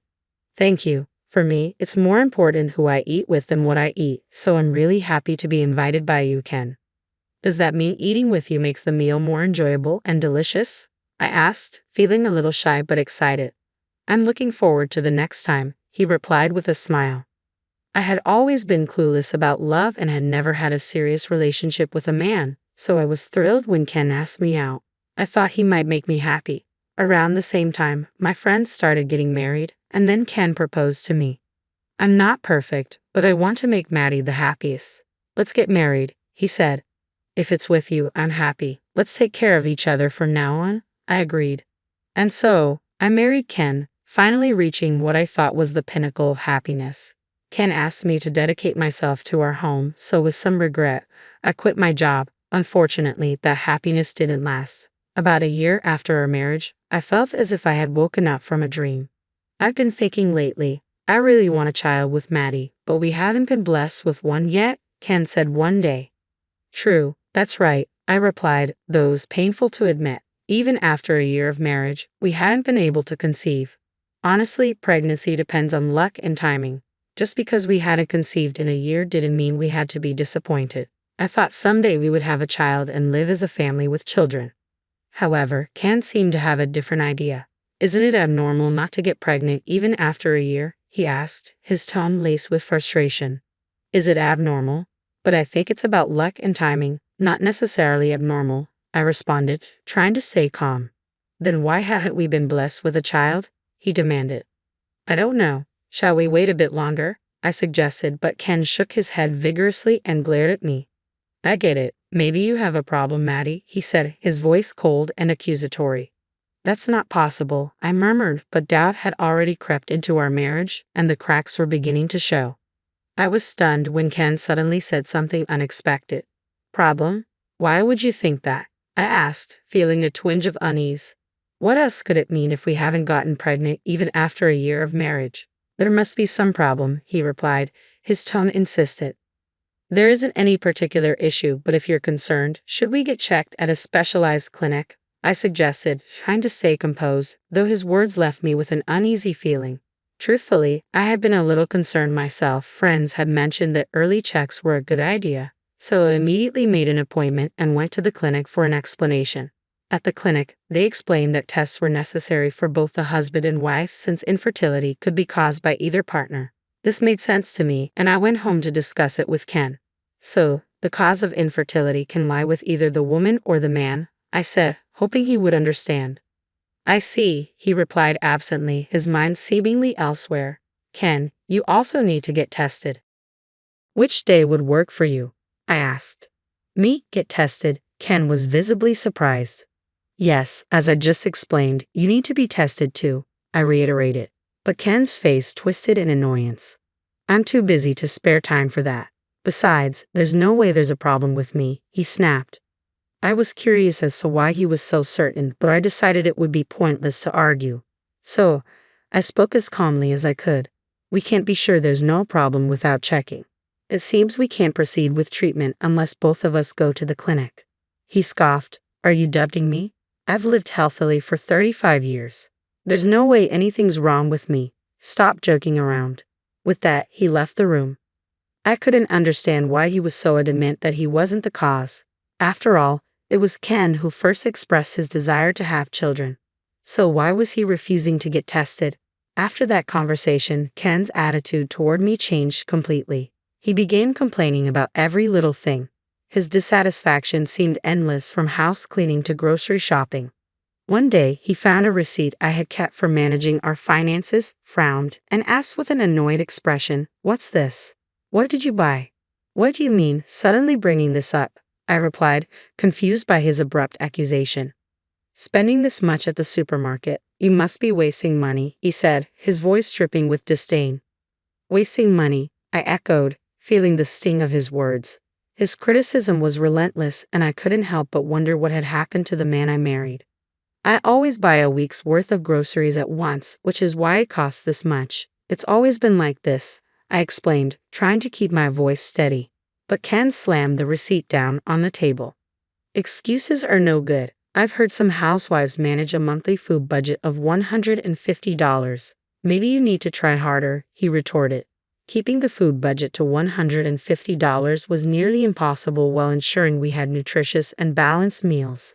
Since getting married, I had been doing my best to prepare delicious meals within a limited budget, focusing on both health and cost. But Ken didn't seem to appreciate the effort. "Actually, when I lived alone during university and even as a working adult, it never cost this much for food," he said dismissively. "But living together as a couple naturally increases expenses," I replied, trying to reason with him. "Excuses are a sign of incompetence. If you can't manage household duties properly, then working outside is out of the question," he snapped. I had quit my job when we got married because Ken wanted me to stay at home. But now, with a smirk, he added, "That's right, someone who can't even manage household duties has no business working outside." His words cut deep. I thought to myself, I didn't realize you could be so cruel. "What's wrong? Are you going to say I'm the bad one?" Ken continued. "The wives of my colleagues all have jobs. You're probably the only one who doesn't work." He criticized me by comparing me to people I had never even met. Before we got married, Ken had never spoken this way. But now things were getting worse by the day. I couldn't understand when or why he had changed so much. It was difficult for me, with no special skills or recent experience, to suddenly start working. The pressure to find a job and the constant criticisms from Ken were causing my stress to accumulate day by day. But I knew that clashing with Ken wouldn't solve anything, so I suppressed my frustrations and tried to get through each moment as best I could. One day, while I was at home, my smartphone chimed with a notification. "That smartphone is annoying," Ken muttered. "Sorry, I'll put it on silent," I replied quickly. "Do you even have friends who would contact you?" he sneered, turning a simple notification into yet another criticism. "It's from my sister," I said quietly, trying to hide how much his words stung. I have a sister who is 3 years younger than me. Although we aren't very close, we maintain a moderate relationship. We've always been quite different in personality and interests, which has made it challenging for us to connect deeply. In the past, she often involved me in her schoolwork and club activities, which sometimes felt like a burden. "Your sister Stacy, right? What does she want?" Ken asked. "Stacy had a baby," I replied. "Oh, she mentioned before that she wanted you to bring me to meet her baby," Ken said. "Yes," I confirmed. "We briefly met when I visited my parents. The baby was adorable. Actually, we've been invited to their new home." "That sounds nice. I'd like to see Stacy again after such a long time," Ken said, showing an unusual interest. It was rare for him to express interest in meeting my family or friends, so I decided not to dwell on it too much. We planned to visit Stacy and her husband John's new house. John, like Ken, is a busy businessman, but he was home when we arrived. "We're here," I announced as we entered. "How are you feeling, Stacy?" "I'm fine, thank you for coming," Stacy responded warmly. "John is here too." "Yes, I took the day off," John said with a smile. "I'm actually on a 3-month paternity leave. It was tough to arrange work." "Well, you've been so busy and hardly home these last 2 years," Stacy noted. "Yes, I feel bad for making you feel lonely during that time," John said kindly, looking at Stacy. Stacy, the clingy one, and John, the dependable one, seemed like the perfect couple. Stacy cradled the newborn and offered her to us. "Do you want to hold the baby? Just make sure to support the head firmly." As I gently held the baby, I could smell her faint, sweet scent. Ken leaned in and murmured, "She's so cute. I wish I had a baby too." Given Ken's secret, I was stunned to hear him say that. I knew this was the perfect time to address it, So I decided to speak up. What? Isn't this child yours? I said loudly, intentionally drawing everyone's attention. Ken's eyes widened in surprise, and Stacy and John looked at me in disbelief. Come on, stop with the insensitive jokes, Ken said, clearly flustered. Why would you say that? It's impossible for this child to be mine. Stacy argued. That's ridiculous. Why would you think that? They probably thought I was making baseless claims, but I knew more than they realized. Actually, I know everything, I said. John is here, but can we discuss this now? John, sensing the seriousness in my tone, suggested, let's hear what Maddie has to say. Thank you, I said, looking at Ken. You always talked about wanting kids. Ken looked taken aback by the sudden focus on him. Of course, it's natural for a man to want his own children, he replied. True, I continued. But why would that mean Stacy's child is mine? Ken asked. What does that have to do with anything? I pulled out my laptop from my bag. You borrowed my old computer once, remember? You said yours was being repaired. Maybe I did, but what's your point? Ken asked, his expression growing uneasy. When you returned it, you forgot to log out, I said. Ken's face turned pale, and he was at a loss for words. No way, he muttered. I had been suspicious of Ken's behavior for a while, his sudden department changes, coming home late every night, claiming to work overtime. It all seemed odd. When I got my computer back, the pieces began to fall into place. I was stunned when I stumbled upon Ken's new emails on my computer. The messages I read revealed plans to meet up with someone. Ken, upon seeing my reaction, was incredulous. Not logged out? That's impossible, he exclaimed. I can't believe you're accusing me of not logging out after using someone else's computer. Do you even know how to handle work properly? Not logging out is a sign of incompetence. Please stop, Ken, he pleaded, but I wasn't ready to back down. I've noticed changes in you and Stacy. If necessary, I can read the emails out loud right here. Ken's face went pale as he abruptly stood up, attempting to snatch the computer from me. I held onto it firmly. Taking the computer now is pointless, I said. The data is already saved. Save your effort. Frustrated, Ken shouted. Just because of a few emails, you think you can accuse me of an affair? That's not enough evidence. I responded. I've been suspicious for days. I could have confronted you earlier, but I expected excuses. That's why I gathered solid evidence before confronting you. I pulled out my smartphone and opened a specific app. After seeing the emails, something didn't add up, I said. I've been tracking your location for a while now. Did you not realize? Ken looked alarmed. You've been tracking my location. Since when? I planted a GPS tracker in your belongings, I revealed. I knew you were going to Stacy's house after work. Ken began searching through his bag, likely looking for the GPS. This matches exactly with the time you said you were transferred to a different department and working overtime, I added. No, that's not it, Ken said, trying to defend himself. I even checked with your company, I continued. Turns out, you weren't transferred. You've been leaving work on time every day. Who told you that? Ken demanded. I met his gaze steadily. I've been suspicious for a while. Ken shot back angrily. If you were suspicious, you should have said something earlier. And if I had, would you have answered honestly? I don't think so. What about your pay slip? I asked. You claim to be working overtime, but there's hardly any overtime pay. Isn't that strange? Ken was momentarily speechless, his frustration boiling over. I can't believe you've been sneaking around and investigating me like this. Don't change the subject, I replied firmly. What I need to tell you is that this child is yours.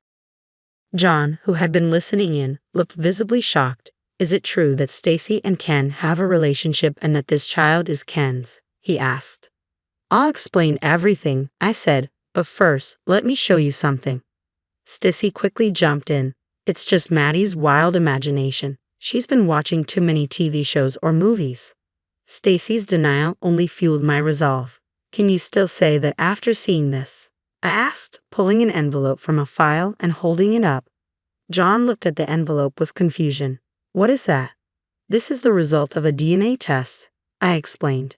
They're quite accessible these days, so I decided to get one done. Does it show a parent-child relationship? Stacy asked, her voice betraying panic. Yes, it does, I confirmed. I had it done by a reputable institution, so there's no mistake. But results can be fabricated, Stacy argued. If you doubt it, so be it, I said. I haven't even opened this envelope since it arrived yesterday evening. Ken's curiosity was piqued. How did you manage to get a sample for the test? I used the tissue that I wiped the child's mouth with when I visited my parents' home, I explained. I carefully cut open the seal with a knife and revealed the test results. This is the test result. Ken's eyes widened in shock. You mean this is real? Yes, I confirmed. The test result clearly shows that Ken is the father. John, who had been busy with work while his wife had an affair with Ken, was visibly devastated. So you were having an affair while I was working, he said, his voice filled with disbelief. It's not like that, Stacy desperately denied. How is it any different? John demanded. How am I supposed to interpret your betrayal? Stacy started crying, trying to explain. I was lonely. I just wanted John to notice me, but he never did, Stacy said, tears streaming down her face. I know being busy with work doesn't justify an affair, but please forgive me, I will do it again, she begged. John pointed to the door, his voice firm. I can't live under the same roof as a traitor. Get out. That's when Ken seemed to have an idea. Stacy, why don't you come to my place? Maddie's there too, and she can handle the housework, he suggested. Stop it, Ken, I interjected. Don't make such ridiculous suggestions. You need to leave my house right now. Ken looked at me in disbelief. What do you mean? Isn't this house our shared property? I replied calmly. Have you forgotten? I was the one who signed the contract and bought the house. At that time, Ken, you couldn't get a loan, so I purchased it in my name. That's a separate issue. Ken argued. Couples are supposed to support each other. I was fed up with his attempts to use lofty words about marital support to his advantage. Enough. Just leave. You're better off with Stacy. You're no longer needed in my life, I declared. In the end, Ken and I decided to divorce. Despite his reluctance, I didn't budge. I hired a divorce lawyer, initiated the process, and demanded fair compensation for my emotional distress. Ken lamented, I can't possibly pay this much. I retorted, you need to take responsibility for your actions. Aren't you ashamed, especially as a parent? Later, Ken married Stacy, but their relationship quickly soured. The initial thrill of the affair faded, and they seemed to be at an impasse. I continued to receive endless complaint emails from both Ken and Stacy, each filled with grievances about the other.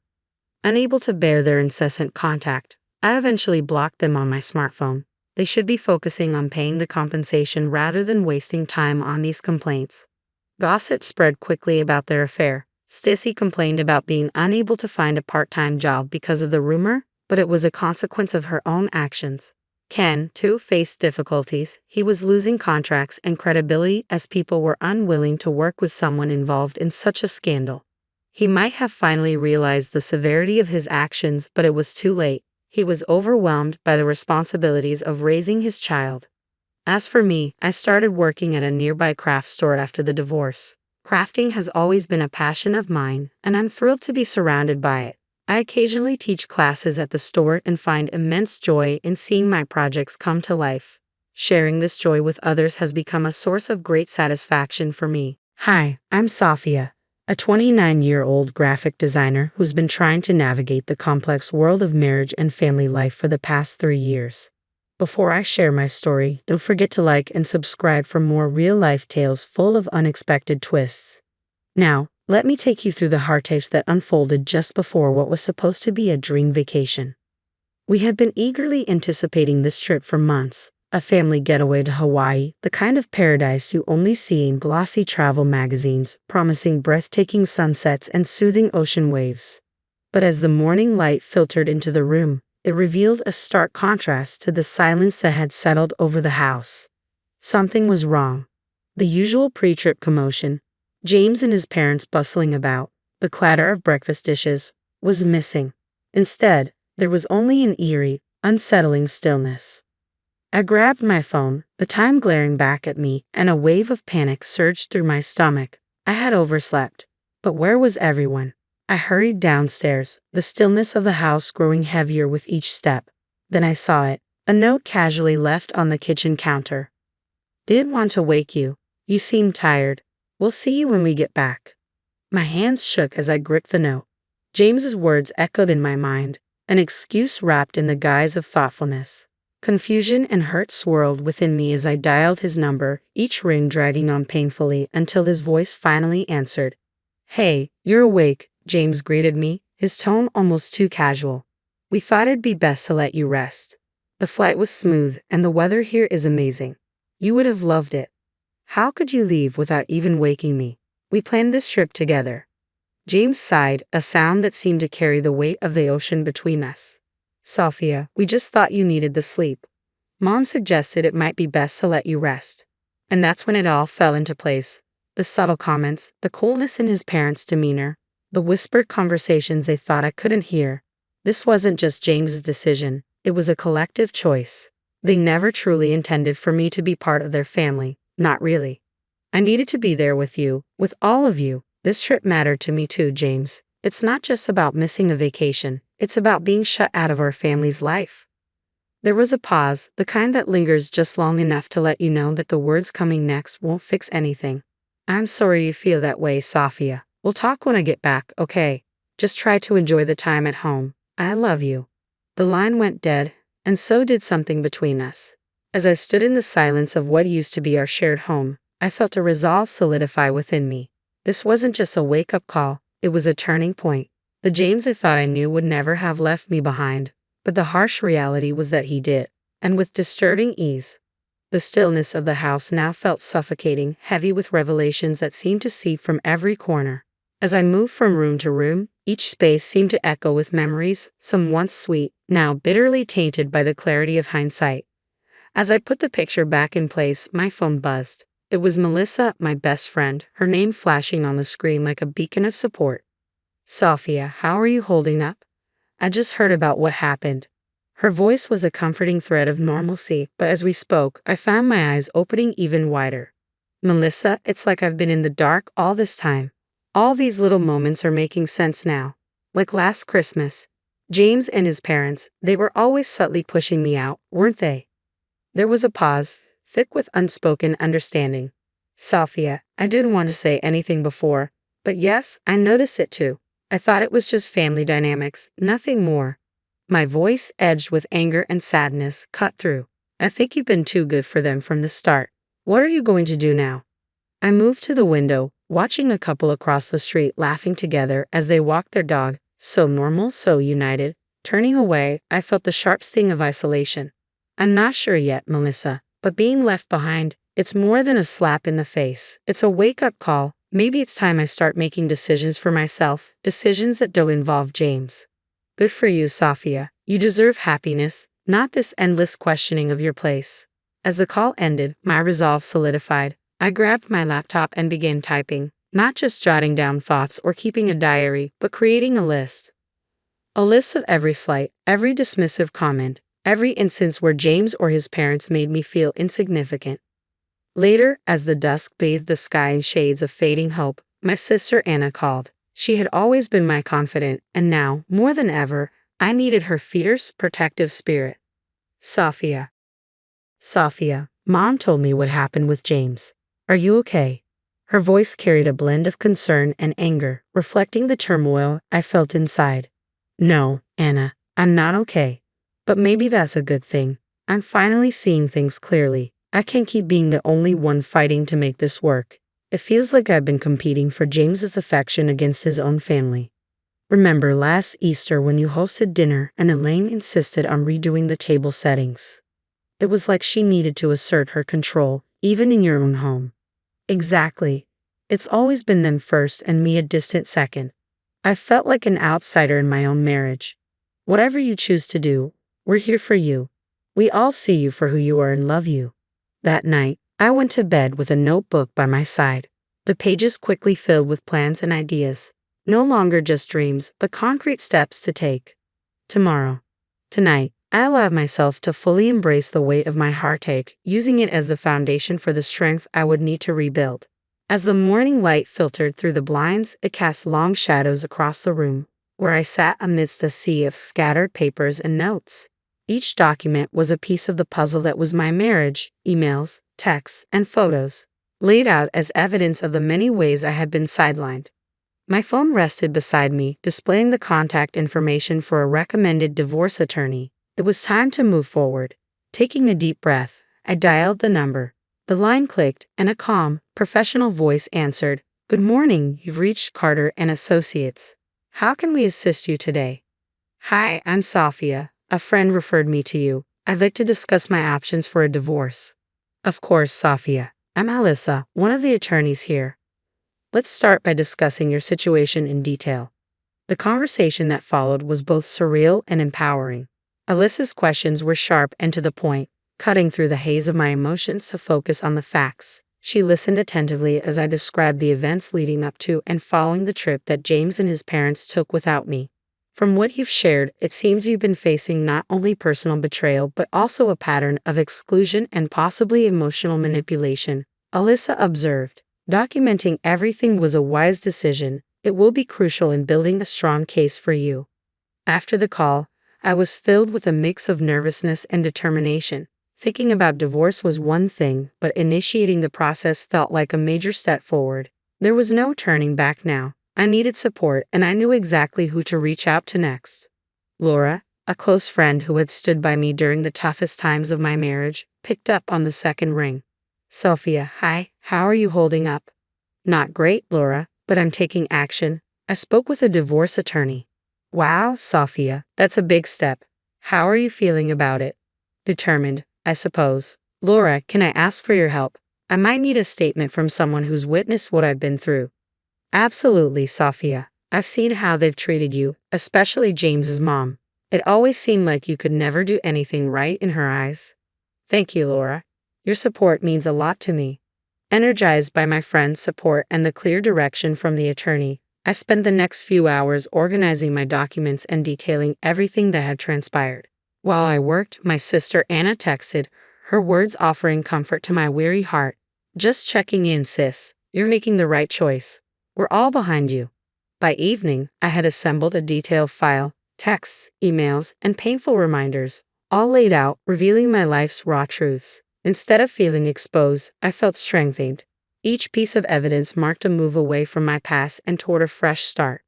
The sound of the front door opening reverberated through the house like the harbinger of a storm. My heart raced, not with fear, but with a firm resolve. As James walked in, his face etched with travel fatigue, our eyes locked. The usual pleasantries faltered, hanging awkwardly between us. "Sophia, you seem different." "I am different, James. We need to talk." His brows furrowed in confusion as he set down his bags. "Talk about what? What's going on?" I gestured toward the living room, where I had spread out the documents and photos, evidence of every moment I felt pushed aside by him and his parents. "James, this isn't just about your trip to Hawaii without me. It's about every instance where you prioritized them over me, every time I was made to feel like an outsider in my own marriage." He looked at the documents, his expression shifting from confusion to worry. "I don't understand. Are these divorce papers?" "Yes, they are. I've consulted a lawyer, James. I can't do this anymore." His voice wavered, laced with a mix of anger and desperation. "Sophia, why are you doing this? We can talk it out, go to counseling. You're blowing this way out of proportion." I shook my head, unwavering. "It's not out of proportion to want to feel valued, James. Your mother's constant interference and your silent complicity with her, it's suffocating. I'm not just an extension of your family. I'm your wife, or at least I was supposed to be. But I love you, Sophia. I just thought." "Thought what?" "That I'd stay silent and accept the scraps of attention you and your parents decided to give me. No, James, this ends now." He began to pace, running his hands through his hair in a gesture of frustration and disbelief. "So that's it? You're just going to throw away everything we've built because of a few misunderstandings?" "They're not misunderstandings, James. They're part of a pattern, a series of choices you've consistently made. And now, I'm making my own." His expression hardened as he glanced at the paperwork once more. "If this is what you want, I won't stand in your way. But I think you're making a mistake." "I've made mistakes before," I said, my voice steady. "Staying any longer would be another one."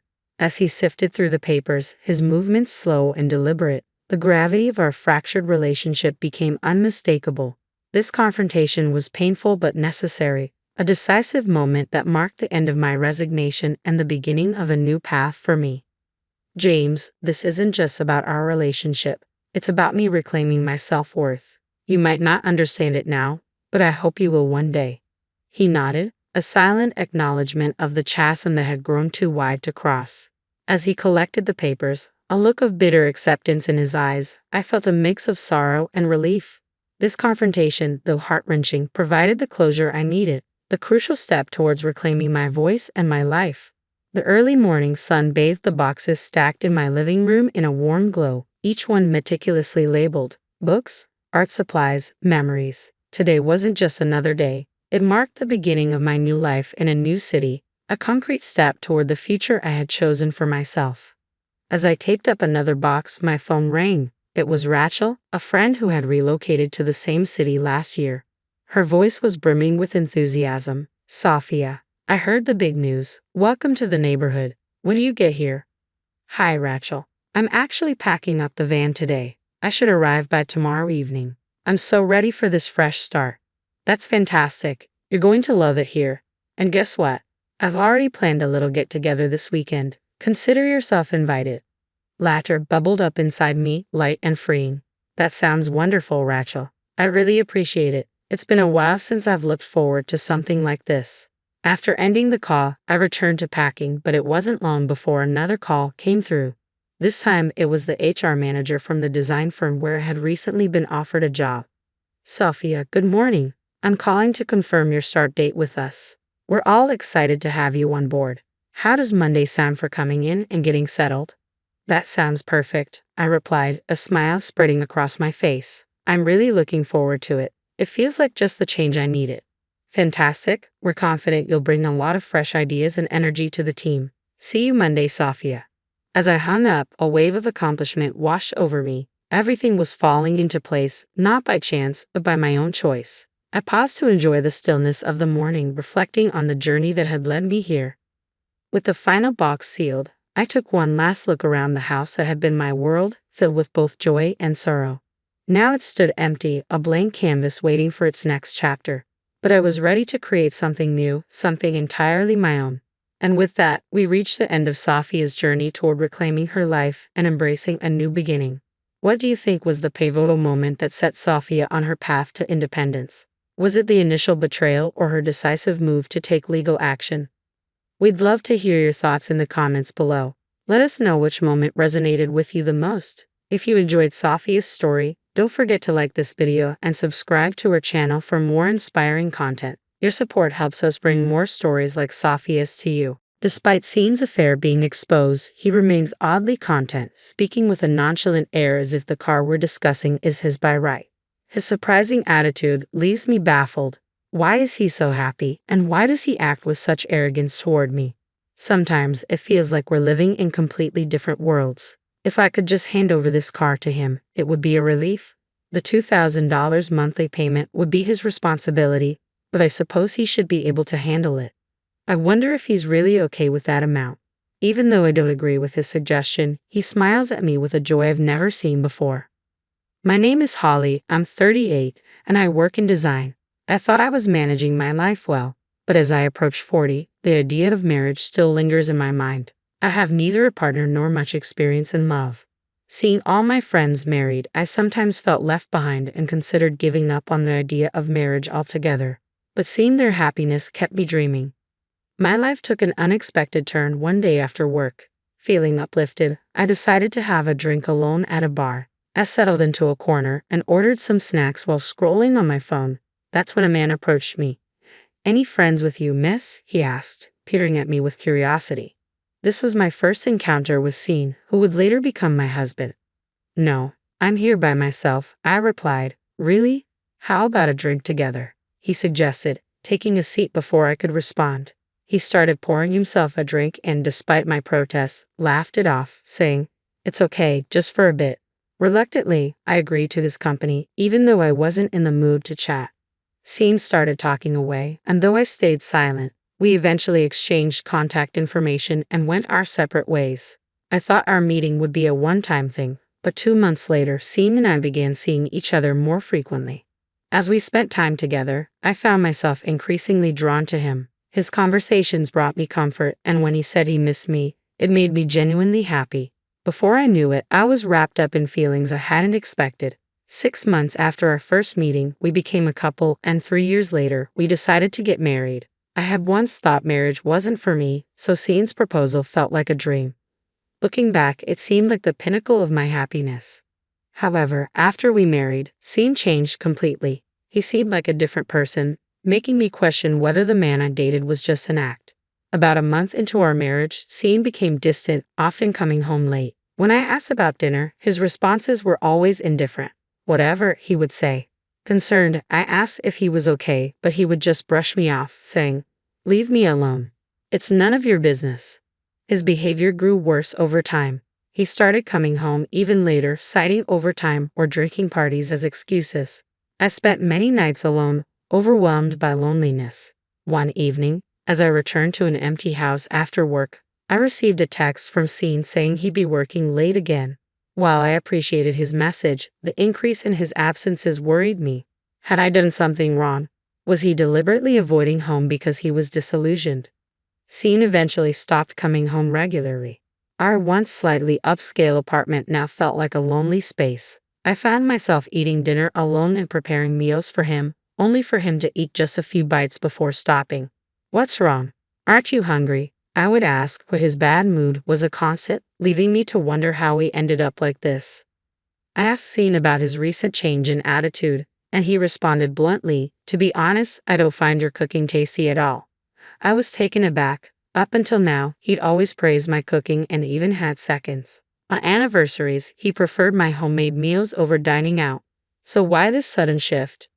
I apologized, saying, "Sorry, I didn't realize it was bad. I'll clean up right away." But he snapped, "Don't touch it," and continued eating, though he didn't seem to enjoy the meal, frowning the whole time.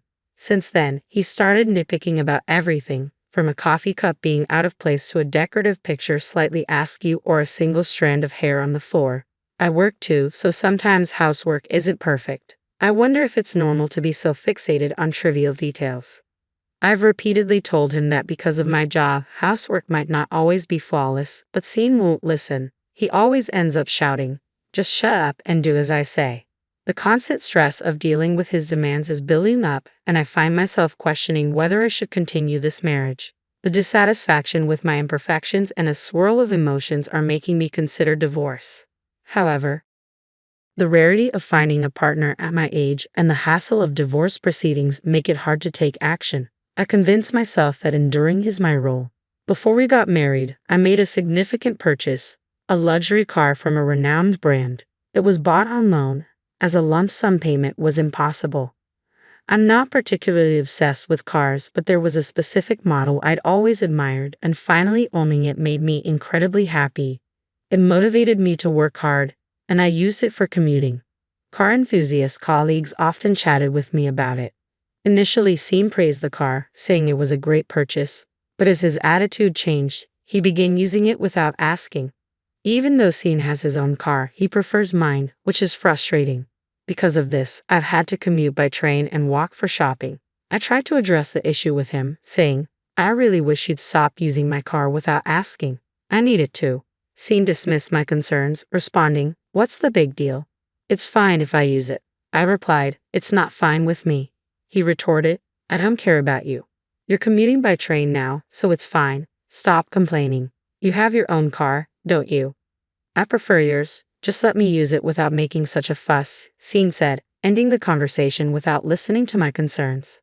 The cost of train fares was quickly adding up, and walking from the station to home with a tired body was becoming increasingly difficult.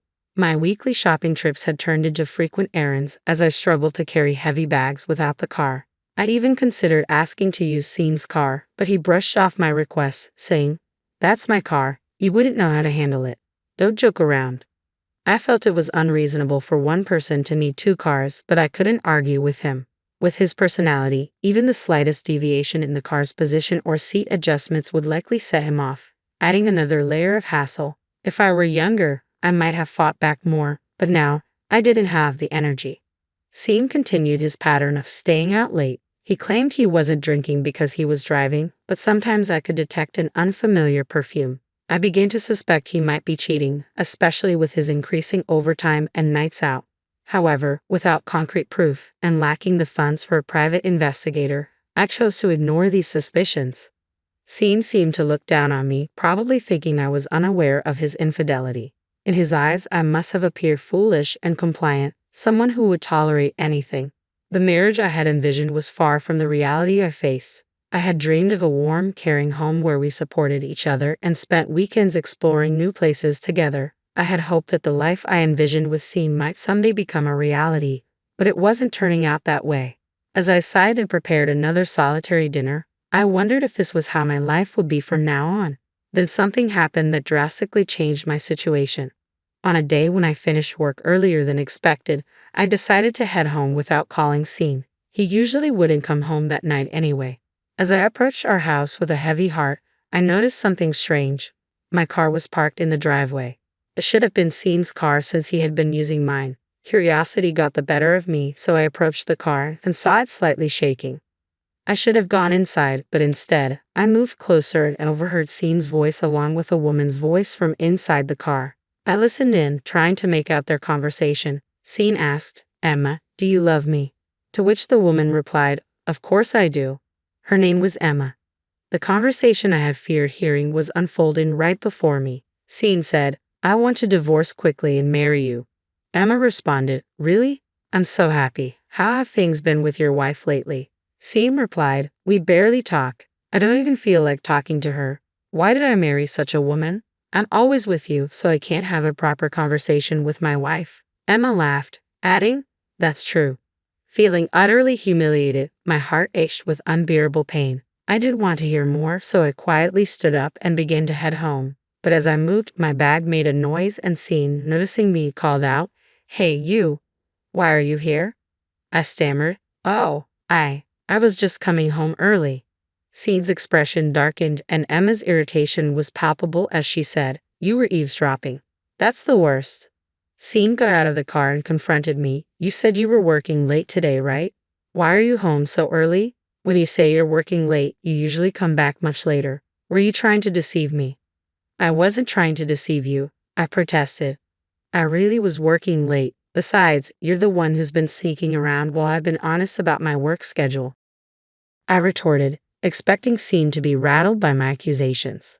However, with Emma sitting beside him, he seemed to have given up any pretense. "So what's the problem?" he asked defiantly. "There's a big problem," I said. "We're legally married, and what you're doing is clear infidelity. To think you brought another woman into my car." Scene shrugged dismissively. "So what? I'm using it now. This car is ours from now on." I was so taken aback that I couldn't respond. His blatant disregard and brazen attitude left me speechless. It was as if he was daring me to argue further. If he wanted the car, fine. Let him have it. I thought, if they want the car, they can take over the loan payments too. The loan is $2,000 a month. I hope he can manage that. In reality, I was paying $22,000 a month on the loan, which was a stretch but manageable with my income. It seemed absurd to keep paying for a car that Scene now claimed. "I'll give you the car," I said, "but you'll have to take over the loan payments." Scene's response was immediate. "Why should I? You should keep paying. Can't you afford it?" I deliberately provoked him, and his anger flared. "Fine, I'll pay," he snapped, caught off guard by the amount I mentioned. A few days later, I transferred both the card and the loan to Scene. When he received the documents detailing the loan amount, he didn't seem surprised. Whether he truly realized the burden of the $2,000 monthly payments or simply hadn't checked was unclear, but he seemed eager to finalize the transfer and move on. With the car issue resolved, we proceeded with filing for divorce. I hired a lawyer, anticipating that Scene's infidelity would be a major factor. The lawyer took on the case with enthusiasm, and after several weeks of preparation, the day of the confrontation arrived. Scene was clearly furious, and Emma stood by his side, displaying an arrogant demeanor. I was advised multiple times that hiring a lawyer was excessive, but I knew it was necessary. As the case progressed, it became evident how Scene and Emma had met and what kind of person she was. Emma was the daughter of an executive at Scene's company and also worked there herself. Scene was aware of her background when they started their affair. Although Scene was clearly at fault for pursuing her, Emma was also complicit for engaging with a married man. I demanded a divorce, sought property division, and asked for compensation from Emma for the emotional distress she caused. Seemingly desperate, offered to settle any demands I had, saying, property division, divorce, do whatever you want. How much is it? I'll pay if that's what you want. Emma, on the other hand, was adamant about not paying compensation. Why should I pay? It was Sean who approached me first, she argued. But you knew he was married when you got involved with him. I have suffered mental distress because of your actions. You can't avoid payment, I countered. Emma stubbornly refused, saying, absolutely not. What if this gets out to your parents or workplace? I replied, I could send evidence by mail if necessary. Emma dismissed my threat. Evidence? Do whatever you like, she said, seemingly unconcerned. But I wasn't merely making empty threats. If she'd insisted she didn't care, I wouldn't hesitate to act. Since Sean and I were already finalizing the divorce, we completed the proceedings that day. Sean agreed to the property division, and we settled everything and went our separate ways. As promised, I sent the evidence to Emma's workplace. Apparently, Emma didn't believe I would actually follow through. I was later informed by my lawyer that she ended up having to pay compensation as well. After the divorce, I moved to a house closer to my company and relished the freedom from both personal turmoil and car loans. It was incredibly liberating not to worry about others' actions. Sometimes I wonder if my life would have been smoother had I not married Sean. There's a tinge of regret, but my colleagues at work often comment on how much more relaxed and content I look now. From now on, I plan to live quietly, focusing on my own well-being and financial independence. No more marriage for me. I have decided to live my life solely for myself. But about 3 months after the divorce, I was caught off guard when I suddenly received a call from Sean. Curious about the reason, I answered the phone. Hello. Hey, what's this all about? Sean's voice was tense. What's with this red envelope?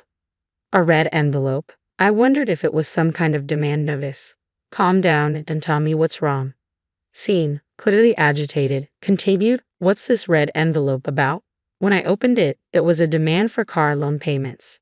I was taken aback. You've been paying $22,000 a month? Sean replied, I had no idea. I thought it was $2,000 a month. Didn't you know? I said, when we transferred the car's ownership and took out the loan, the amount was clear. Maybe you didn't pay attention because I was managing the payments. Sean was frustrated. I never imagined it would be $2,000 a month. Can't you continue making the payments now? I responded, even if I continued making the payments, you'd end up using the car. We're divorced now. I'm not obligated to meet your demands. You insisted the car was yours in the first place. You can't just ask for payments now. Sean pleaded, don't be like that. We were married once. Even though we're divorced, we were in love, right? Help me out a little. I was incredulous. In love? I've struggled for your sake all this time while you've lived as you please. Now you turn to your ex-wife for help. That's convenient. If you received a payment notice, you better get the money ready and settle it yourself. Sean lamented, but I can't come up with that kind of money.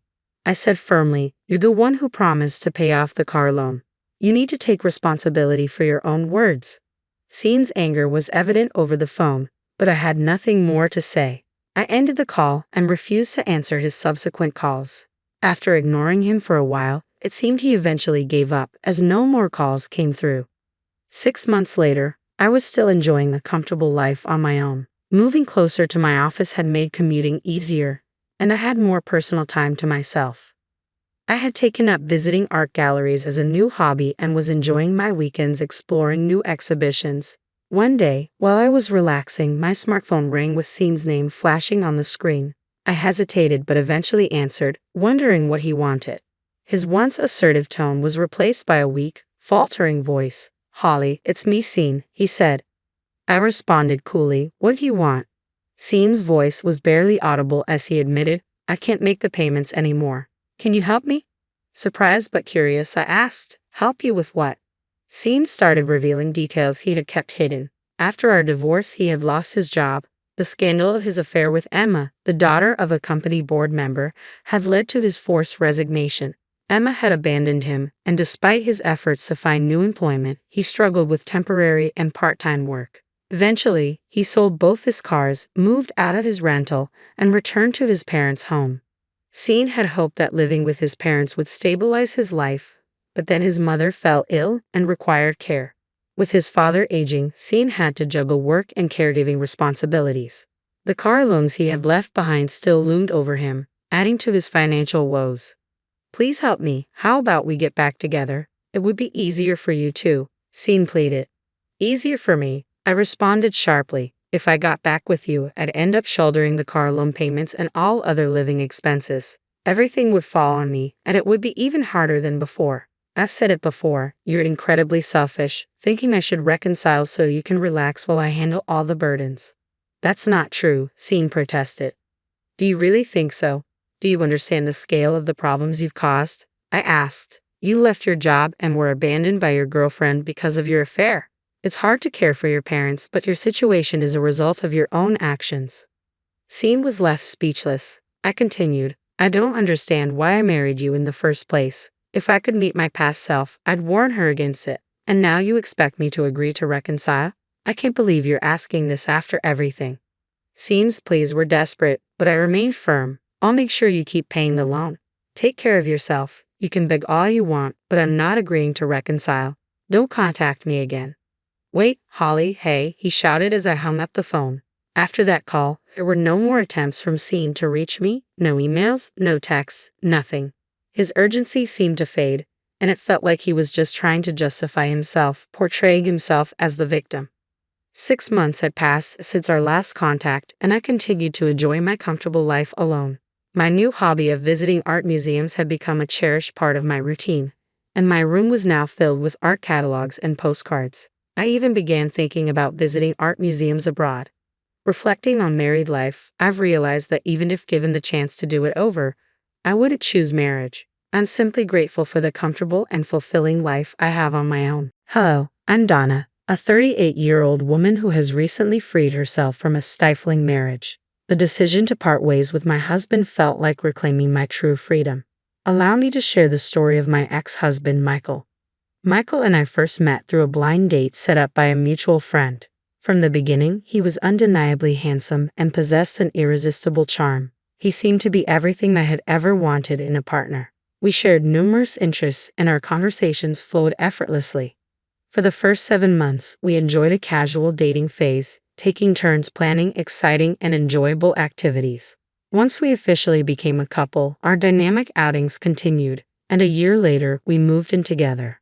It was during this time that I became aware of Michael's unstable financial situation.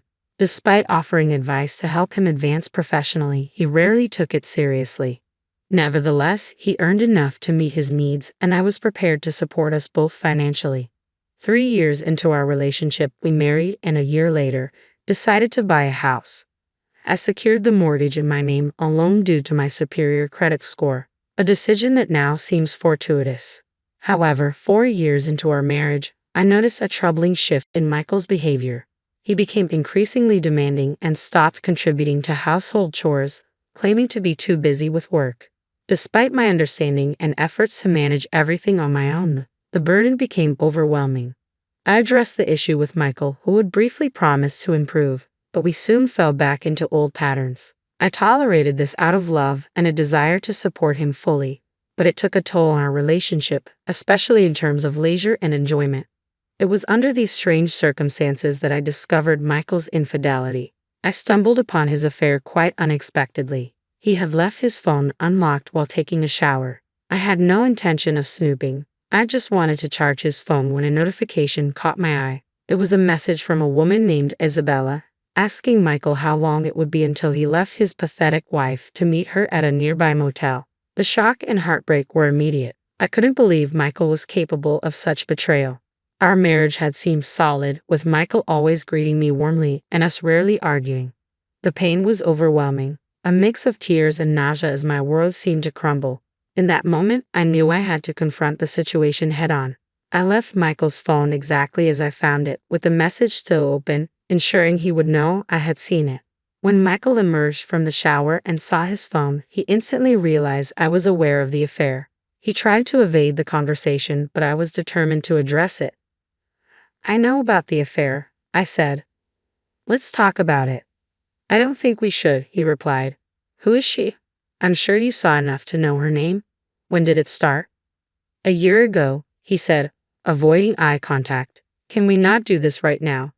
Why did you start seeing her? I pressed. Please, let's not do this, he pleaded. Don't call me babe. Tell me, I insisted. I don't know, he said. I guess I just missed the thrill of someone new, someone on the same wavelength as me. So not on the same wavelength as you? I asked. Well, I wouldn't say that exactly, he said.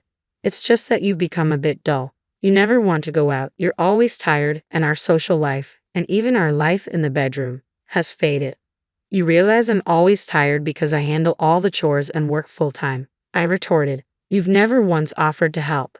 That's just your role as my wife, he said. I told you to stay at home, but you refused. That still doesn't excuse you from contributing to the house, I said. This confrontation marked a turning point, making it clear that our views on marriage and responsibilities were vastly different. His words and actions shattered the trust and respect I thought we had. I can do whatever I want, Michael declared, his words slicing through the tension in the room. If that means having an affair for some fun, then so be it. His distorted view of freedom within our marriage was startling and painful. I had hoped we could discuss this and possibly repair our relationship, but his stance made it clear that was no longer an option. I don't think anything will change, he continued dismissively. You're just too dull. I'm happy to stay married, but I'll keep seeing Isabella. I need some space from you. His tone was cold and unapologetic as he retreated to another room, leaving me to grapple with the weight of his words. Michael's disregard and detachment were devastating. He had reduced me to a mere role within our home, despite never having previously held such outdated views on gender roles. It was apparent that he had been influenced by podcasts promoting the idea that women were too outspoken and needed to be controlled. Witnessing his transformation into someone who not only embraced these harmful ideas but also failed to acknowledge their damage was heart-wrenching. Soon after, I heard the front door slam. Michael had left to meet Isabella. Overcome by a profound sense of abandonment and betrayal, I could no longer bear the solitude or the storm of emotions crashing over me. In my distress, I called my best friend Judy. She answered right away, sensing the urgency in my voice. Within moments, she was at my door with comforting hugs and tubs of ice cream. She didn't press for details. Instead, she held me as I cried. When I finally composed myself enough to speak, I shared the painful revelation with her. Michael is cheating on me, Judy. It's true. Are you sure? She asked, concern etched on her face. Absolutely, I replied. His phone was unlocked, and I saw a message from a woman asking when he was leaving his pathetic wife to meet her. What did you do? Judy inquired. I confronted him, I said, tears welling up again. He barely wanted to talk about it. Judy stayed with me through the night, offering silent, steadfast support as I faced the harsh reality of my crumbling marriage. As we sat together, the gravity of my situation began to sink in, and though the future remained uncertain, I was grateful for her unwavering presence. I knew I wasn't alone anymore. I finally confronted Michael and uncovered the painful truth. He had been cheating on me for a year. His excuse was that I had become too boring, always too tired and never up for anything fun. Despite managing almost everything at home, he dismissed my efforts, insisting it was simply my role as his wife. Well, if that's the role of a wife, then his role as a husband should have been more honorable, I told Judy, still reeling from the shock. Instead, here he is, cheating on me. Judy shook her head in disbelief. That's just a pathetic excuse. Did he even apologize? Not for a second, I replied. He just blamed me and chose to spend the night with her. Honestly, Judy, if I had to face him now, I don't know what I'd do. So, what are you thinking of doing next? Judy asked. I'm not sure. Michael mentioned he's fine staying married, but there's no way I can continue like this. Listen, Judy said, why don't you stay with me until you figure things out? I'll help you through everything. That would be amazing. Thank you so much, Judy. I really appreciate your support. We spent the rest of the evening trying to unwind, watching our favorite movies. It was a welcome distraction, but the reality of my situation lingered in the back of my mind. The next morning, Judy helped me pack some things to bring to her place. Once settled in at her home, curiosity got the better of me, and I decided to look up Isabella. I still had access to Michael's social media on my phone, a privilege I had never abused before because I trusted him completely. I discovered that Michael had muted notifications for messages from Isabella, which explained why the affair had remained hidden until now. It turned out that Isabella was a coworker of his. Actually, someone who reported directly to him. She was 38 years younger than me and 11 years younger than Michael. Just that revelation alone was enough to make my stomach churn. This discovery solidified my decision. I needed to divorce Michael. I couldn't endure the betrayal, nor could I live with someone who saw me as merely an obligation.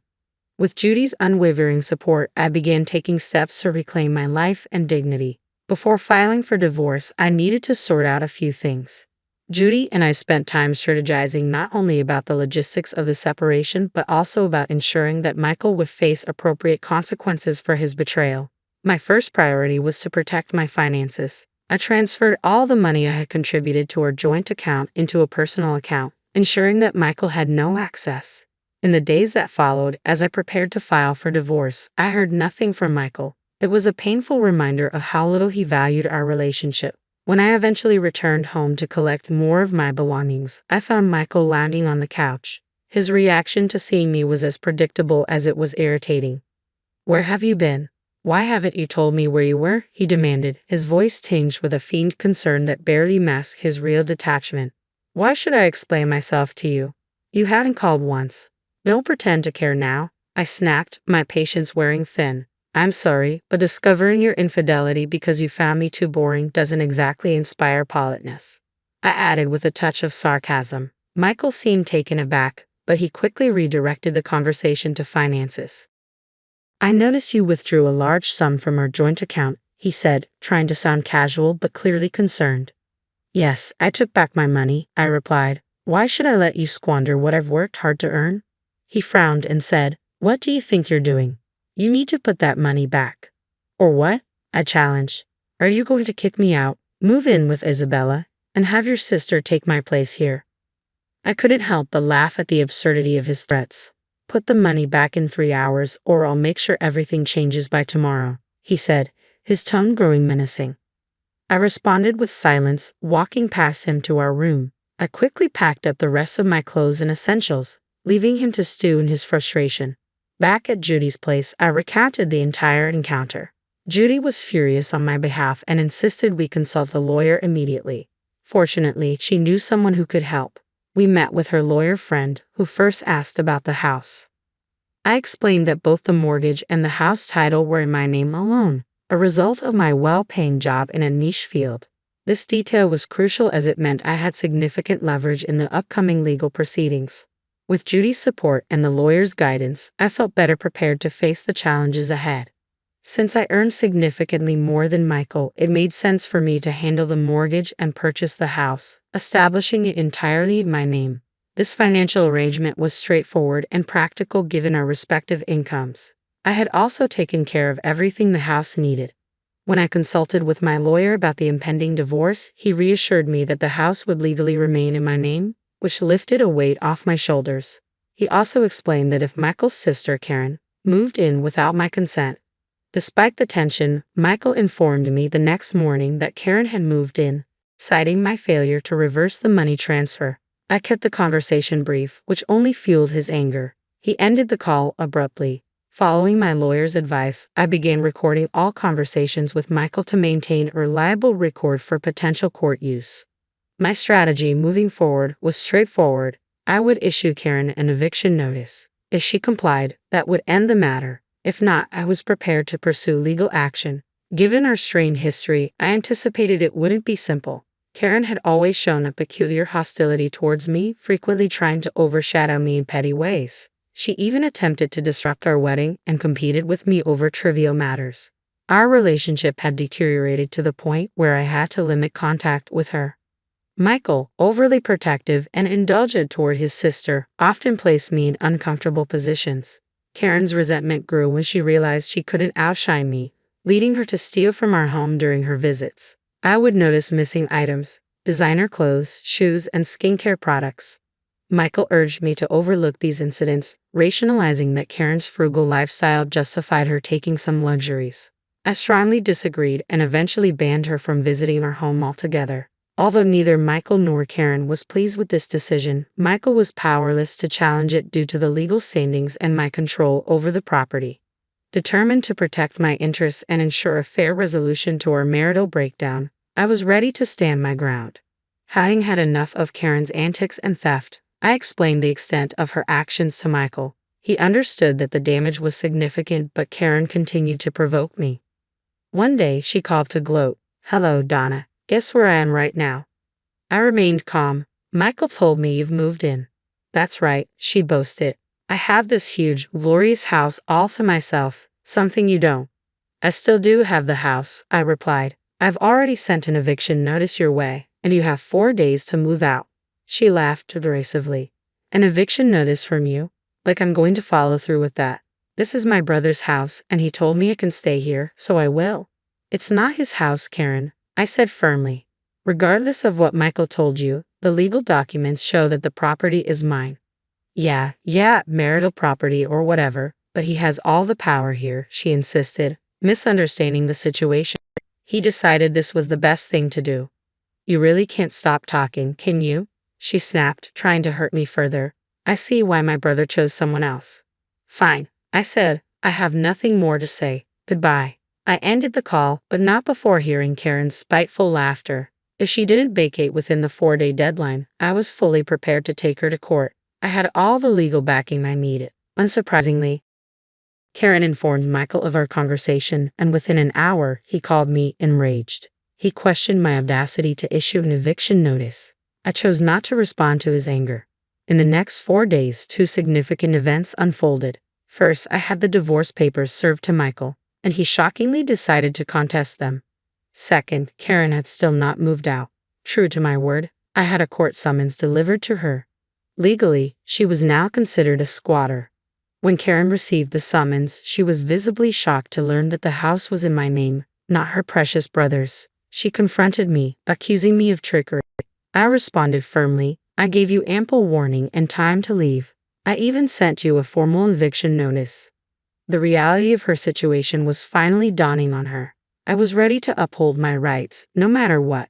Karen's refusal to heed my warnings led her to face the consequences in court.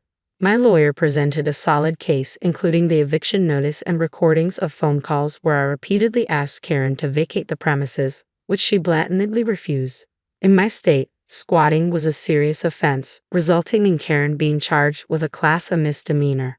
The look of utter defeat and humiliation on her face was deeply satisfying after enduring years of her antagonism. After the court proceedings, Michael and Karen, still unable to accept the defeat, confronted me at Judy's place, where I had been staying. "How could you do that to my little sister?"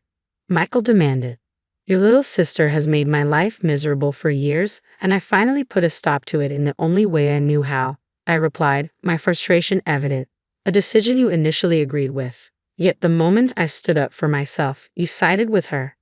Michael argued. "So the house suddenly became an option because we're separating. If we weren't, would you have snuck her in?" I cut him off. "Save it, Michael. I don't want to hear any more. I'll see you in court." "How is the house even in your name?" "My brother's name isn't on any of the documents. I've been paying off the mortgage and handling repairs for the past 4 years," I explained. "No matter how much your brother contests it, he won't gain any ownership of the house. All he'll get is a much lighter wallet." Karen interjected, clearly not understanding the legal situation. "You think I set him up?" "I did nothing of the sort. Your brother believed in being the man of the house but avoided real responsibilities, preferring that I handle everything while he enjoyed the benefits. Thank God that won't be my problem anymore," I retorted, my patience wearing thin. I slammed the door in their faces, ending the conversation. In the weeks that followed, Michael, realizing he couldn't win the house, decided to contest every single possession we shared, down to the most trivial items like our dessert spoons. The battle was petty and exhausting, but I was determined to fight for my peace and freedom. For every item Michael claimed as his, I had the receipts clearly showing who had paid for them. In truth, he hadn't contributed much, so his share was minimal. While Michael was preoccupied with this petty squabble, I took action on another front. I sent screenshots of his inappropriate communications with Judy to his company's HR department. Within 2 weeks, Michael was terminated from his job. Surprisingly, Isabella was not. I learned from some of Michael's colleagues, with whom I had remained friendly, that she had argued Michael coerced her into the relationship by threatening her professional standing. Understandably, their relationship did not survive this revelation. It took some time, but eventually the divorce was finalized and I was officially free to celebrate my newfound freedom and the successful resolution of a complex situation. Judy and I enjoyed a long celebration. It felt like a double victory. The last update I received on Michael and Karen was less than glamorous. They ended up living together in a modest apartment, both struggling to find jobs. Their parents were supporting them with a modest allowance, but they were far from pleased with their actions. My former in-laws even reached out to apologize for their children's behavior, a gesture that helped bring some closure to the entire ordeal. Now free, I looked forward to what life had to offer next. The entire experience reinforced a valuable lesson: never forget my worth. It also showed me that I could handle myself in tough situations. A force to be reckoned with. Here's to moving forward stronger and wiser. Cheers. I filed for divorce. I'll be taking the house and the car. I know it will be tough, but hang in there. I'm not sure how much time you have left, but I hope you can push through. It might sound like kind words, but in reality, they were sharp and cutting. His smile at that moment hurt me more than anything. How could he do this to me? Leave me when I'm sick? Wasn't our promise to face challenges together? I can't stop crying from the shock of his words and attitude. There's no way I can forgive him. I intend to make him feel my pain, even if my body can't bear it anymore. This firm determination signals the start of my next step, a journey of revenge. My name is Anna. At 45, I've always been a dedicated housewife taking care of my family. I used to enjoy every day with my husband, Tom, just like old times. We met through a friend's introduction. He's always been sociable, able to connect with anyone. When I was nervous at first, he reached out to me with a warm smile, and I quickly opened up. Our days together were as sweet as colorful candies, so delightful that I'd lose track of time. I genuinely wanted to spend even more time with him, and maybe he felt the same, cherishing our moments together too. It's hard to believe now, but we loved each other deeply and promised to marry. Living with him felt like a dream. Every day sparkled, and I believe we always share smiles in the future. But as time went on, Tom began to change, likely due to the stress from his job. His salary isn't that high, he didn't pursue specialized qualifications in school, and lacks a strong academic background, which limited his job choices. I suggested trying a new job a few times, but he always responded reluctantly, "I'm good for now." While I'm working full-time and we don't have any financial issues, I worried about what would happen if we had a child or if I got sick and couldn't work. To alleviate this anxiety, I made a suggestion. "Tom, my company's short-staffed in administration. You don't need any special qualifications, just the basics. Interested?" One day, a friend from my company's HR told me about an opening in administration. I thought he might be interested and suggested it, believing it could be a good opportunity to improve his challenging job situation. But his reaction was cold. "Why are you making decisions about my job without asking me? I chose this place myself. Are you saying there's something wrong with it?" I was taken aback. I had simply made a suggestion out of concern for his future. "I'm sorry. I didn't mean to upset you with that sudden proposal. I just thought the conditions at your current job seemed tough, and maybe this company would be a better fit for you." But he didn't take it that way. "Just because you're my wife doesn't mean you can interfere in my career decisions as if you were a stranger. I have my own thoughts, you know." As he walked away, I murmured to myself. The word stranger resonated deeply. I am his wife, and we are a family, yet his words and attitude felt like they were meant for someone else. A crack was growing between us, widening rapidly. Tom had also been harsh with my family. My mother, a truly kind person, would regularly visit our home while I was away for work. She cleaned and cooked delightful meals, storing them in the refrigerator as her way of checking in on us. I was grateful for her kindness. I often invited my mother over for dinner, but lately, Tom seemed increasingly irritated by her presence. When he came home and saw her in the living room, he'd snap, "You're here again." Both my mother and I were taken aback by his remark. It made me question the state of our relationship and our future. How could we bridge the growing gap between us? My mother, with a gentle smile, said, "It's all right, Anna. If my presence makes you uncomfortable, I apologize. I'll leave earlier today." Hearing her say that, especially when she's always gone out of her way to help us despite her busy schedule, was heart-wrenching. "Tom, please think about how Mom feels," I pleaded. "She's always looking out for us. Please show her a little respect." Tears welled up in my eyes, changing the room's atmosphere. I remembered all the times my mother had brightened our home and couldn't understand why Tom would speak to her that way.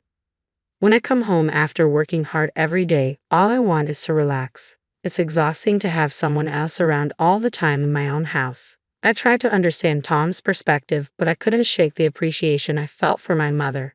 Honestly, I didn't think I was wrong. It felt like Tom was being stubborn, but I wasn't sure how to express my feelings in a way he'd understand. My mother said, "Don't worry about it. If everyone's happy, that's all that matters to me," and gave me a comforting smile. Her warm words filled me with overwhelming guilt.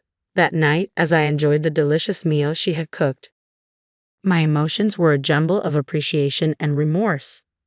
I couldn't stop thinking about Tom. I spent countless nights pondering how our relationship could improve, but a much larger challenge emerged at work. I suddenly felt dizzy and fainted.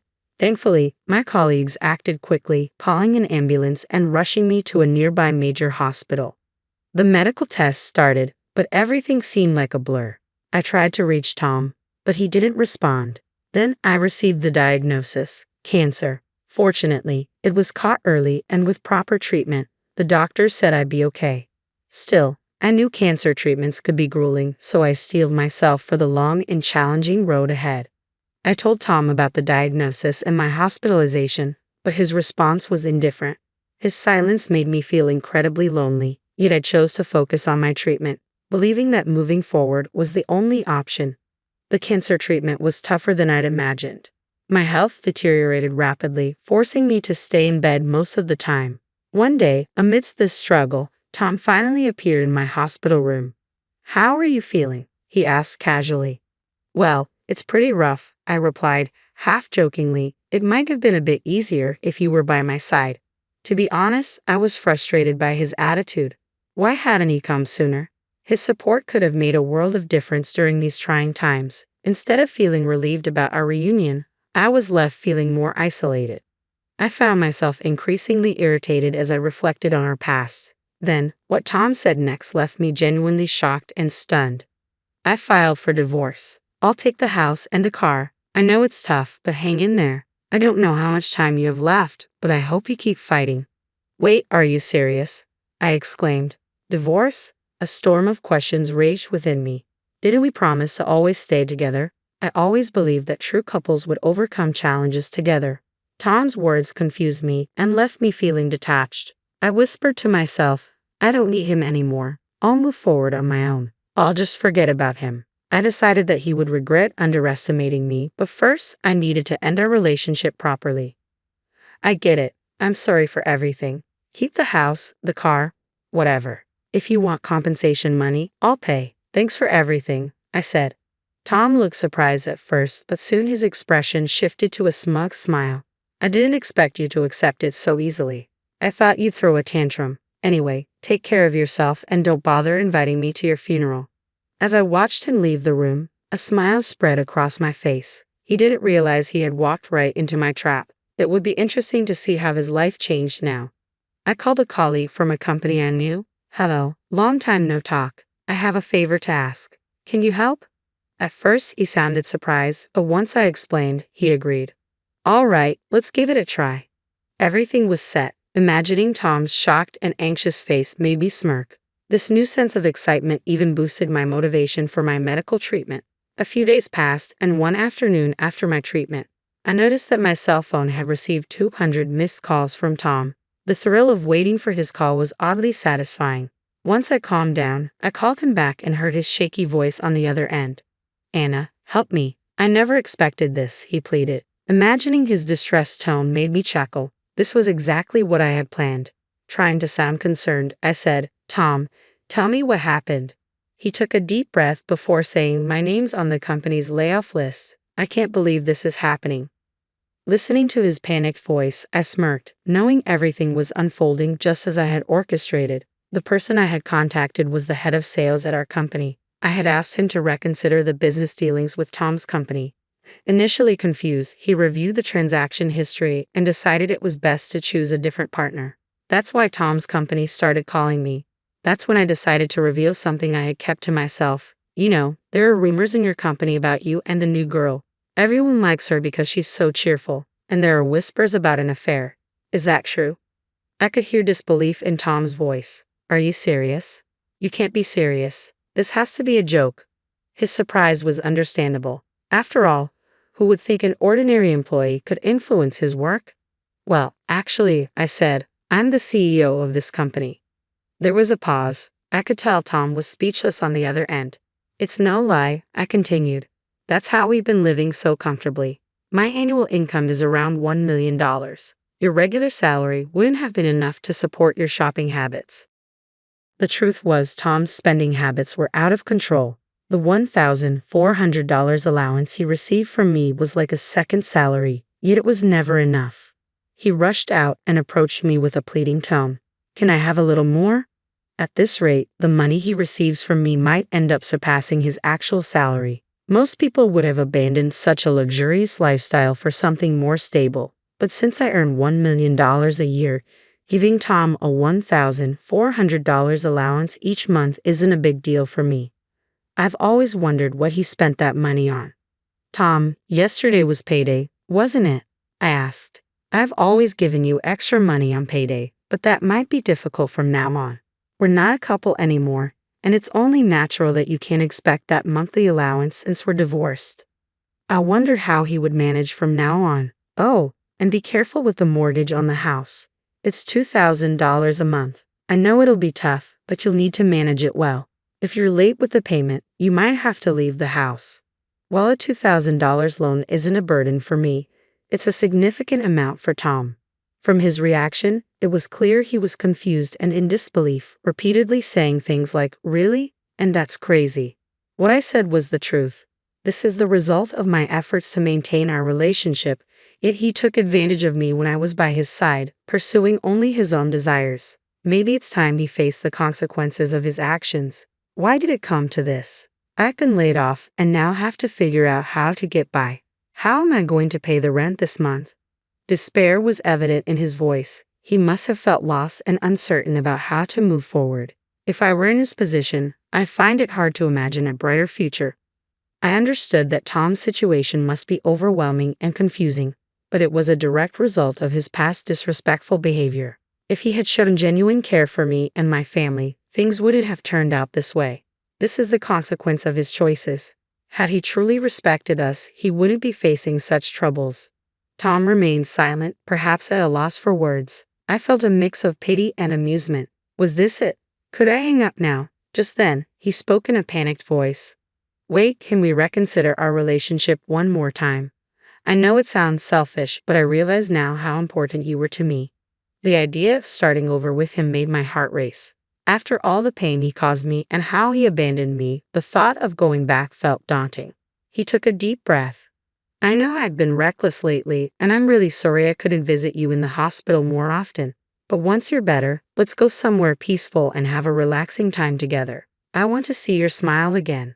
His words felt nostalgic, reminiscent of what he said when he proposed. He promised a life filled with laughter and happiness. Back then, I was so swept up by his words that I jumped into the relationship without thinking. Married life, however, proved difficult, especially with his reckless spending habits. Maybe if I had understood him better, things could have been different. Tom's voice grew weaker. Anna, I can't live without you. I want to be by your side and face life's challenges together. Can we start fresh, just one more time? His voice was filled with sadness and a hint of desperation. Despite the emotion, it was hard to trust him after everything that had happened. Stop it already, we're done. I've chosen a new path, and I can't go back, I said firmly. There was a trace of sorrow in his voice, but I could sense he genuinely wanted me back. Please let me say one last thing. I truly love you, Anna. If you ever change your mind, I'll be here. I could have been swayed by his words, but I had made a decision about my future and our relationship. I wouldn't be influenced by his sweet talk any longer. Enough. Words like that won't change my mind. Think about it. Don't you have another girlfriend? Shouldn't you focus on her? I knew about Tom's new relationship from information provided by his boss. His declarations of love now seemed hollow. I realized he'd say anything convenient to get what he wanted. It was frustrating that he only reached out when he needed something and turned away when times got tough. We couldn't be together anymore. Spend quality time with her and forget about me. I will be reaching out, but if you need to contact me, speak to my lawyer. Take care of yourself, Tom. His pleas seemed sincere, but letting him go would probably mean his life would become more difficult. That was his choice. I had my own life to move forward with. I wanted him to stand on his own 2 feet. I hung up and adjusted my settings to block any further contact from him. According to my lawyer, Tom repeatedly tried to reach me. My decision was firm, so the lawyer respected it and provided no details about me. Unexpectedly, my lawyer suggested pursuing damages. Initially, I hadn't considered it, but it seemed like a way to seek compensation. I knew Tom and his new partner weren't wealthy. There were rumors about his serious debts. Upon investigating his affair partner, I found she had fled due to financial issues. When I contacted her family, they were furious and had her working hard at home. Actions always have consequences, and it seemed they were facing theirs. I had overcome cancer and made a full recovery. My speedy recovery even surprised the doctors. Returning to the office, I found a letter on my desk from the supportive sales manager. His heartwarming words touched me. When colleagues heard I was single again, some kindly offered to set me up. But after my past marriage, I wanted to cherish my time and focus on myself for now. Pops is gone, huh? You're off to some facility starting tomorrow, my son declared coldly, as I sat there, still reeling from the grief of losing my husband. There wasn't even a hint of sorrow on his face for his father's death, just an unpleasant smirk.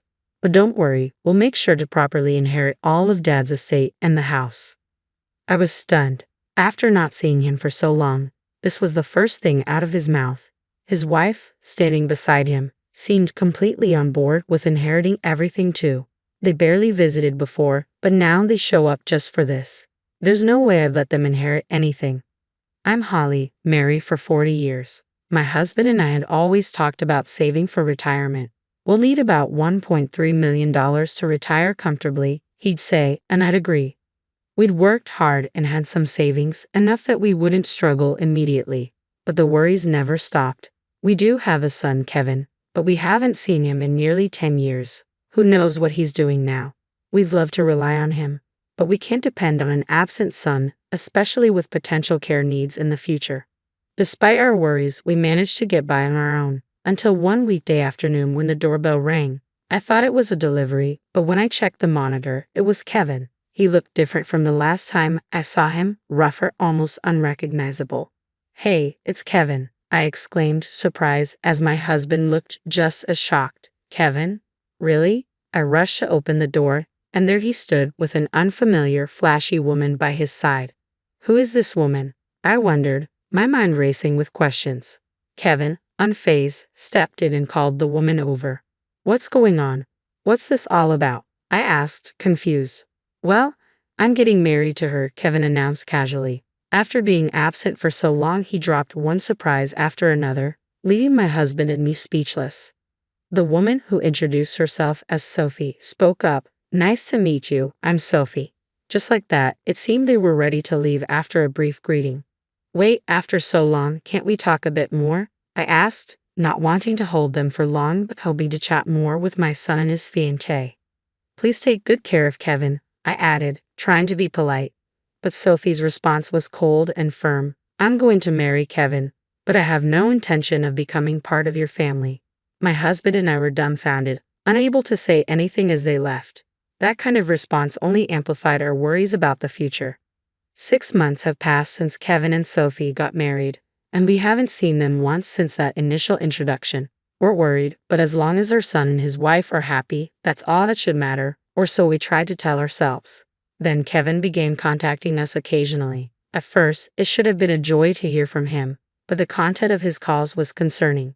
"Hey, I'm a bit short on cash. Can you send me $1,000? I'll send you the account details later." It was always about money. He never showed any concern for us, just one-way demands, and it wasn't just once, it was several times a month. We knew this wasn't good. We wanted Kevin to stand on his own, but our concern for our only son made us give in. After discussing it, we complied with his requests. I wish he'd be smarter with his money, I'd say. The early days of marriage are expensive, and we hardly did anything for him when he was young. "This is partly our responsibility," my husband would add. For a while, we continued to provide funds to Kevin, but recently he started calling almost daily, asking for more money. We realized that if this continued, we wouldn't be able to sustain our own lives. One day, I decided it was time to tell Kevin we couldn't provide any more assistance. When he called, I said, "Kevin, I have something to discuss about money." "What? You're calling to say you'll transfer money?" he asked, sounding disinterested. "No, that's not it. We can't send any more money. We have our own lives to live."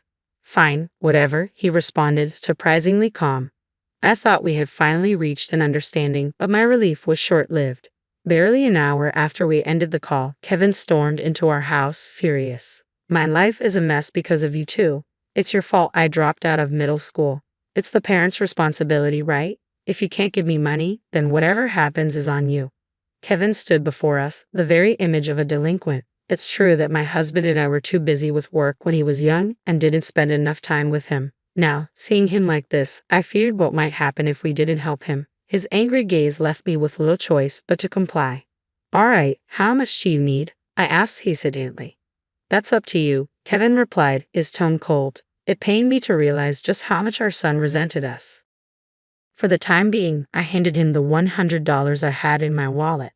$100? You're joking, right? He scoffed. "No, this is really all I can do," I said, showing him my bank statement.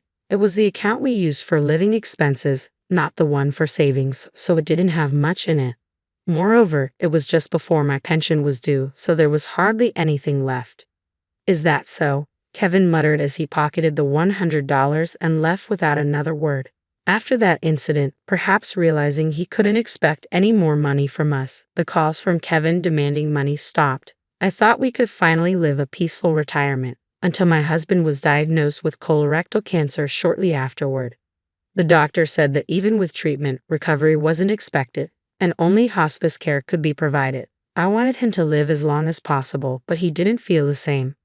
"I've had enough," he said, his voice weary. "If there's no hope of recovery, don't waste money. Think of your future and save what we have." Persuaded by my husband's wishes, I reluctantly agreed. I decided to let him spend his final days as he wished. A month later, he passed away peacefully. "You did well. This is for the best," I reassured myself, though losing my beloved husband left me in deep sorrow. The only comfort I had was knowing he spent his last moments without pain.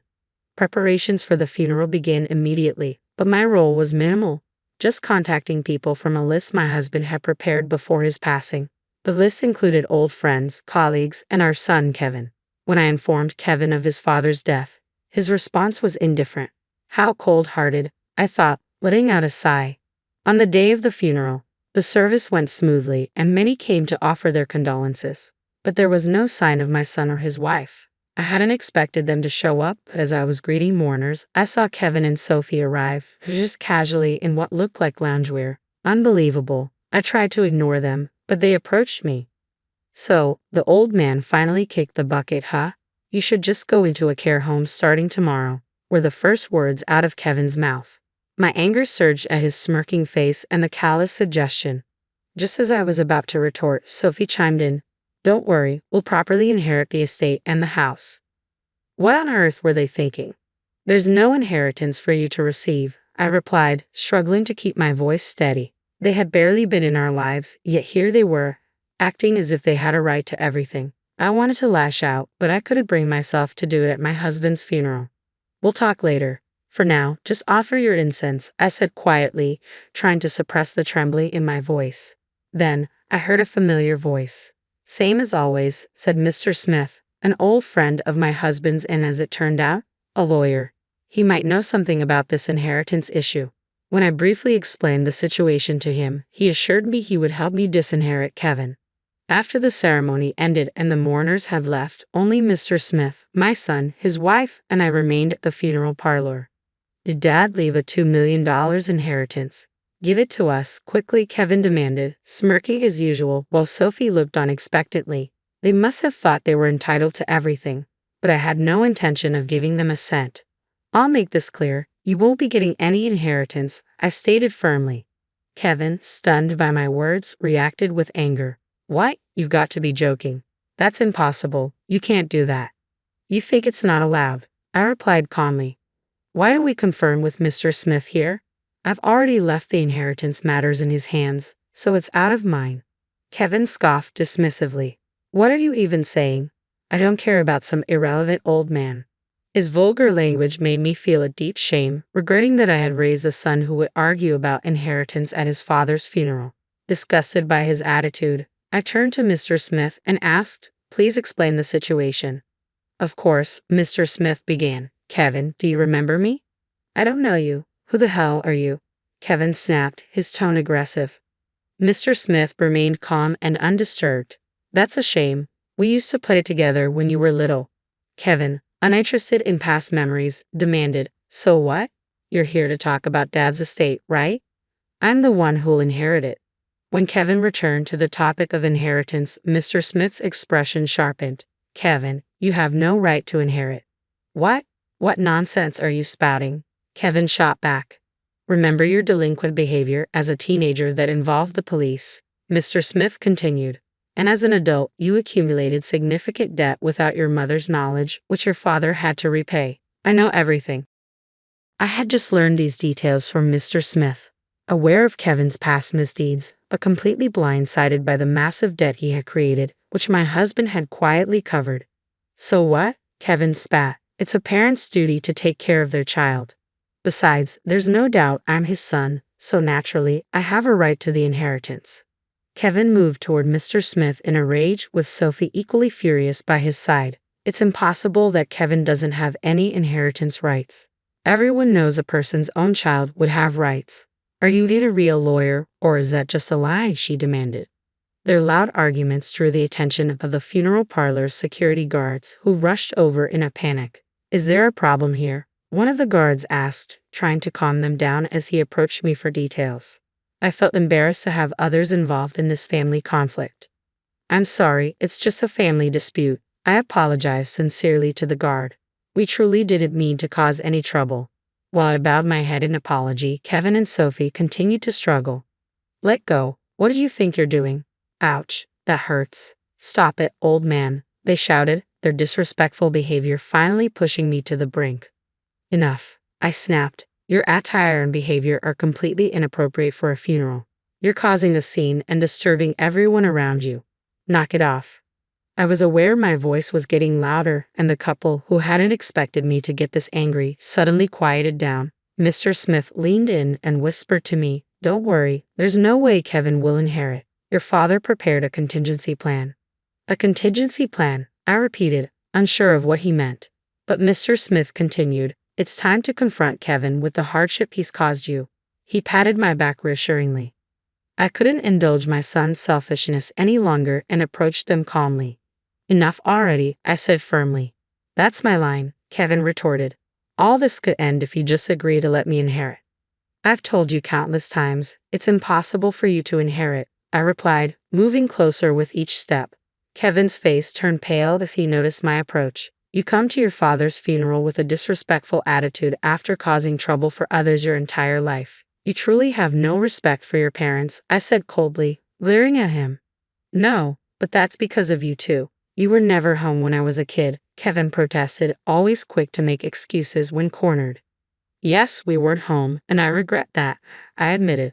"But many kids grow up in similar situations and don't spend their lives blaming their parents. It's pathetic to rely on your parents even as an adult."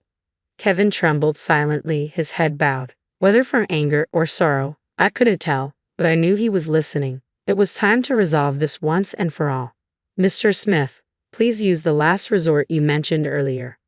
I had no idea what this last resort entailed, but it seemed like the only way to break through the current situation. In response, Mr. Smith handed me an envelope. Inside was a document titled Final Judgment Certificate of Inheritance. "What's this?" I asked, perplexed by the contents.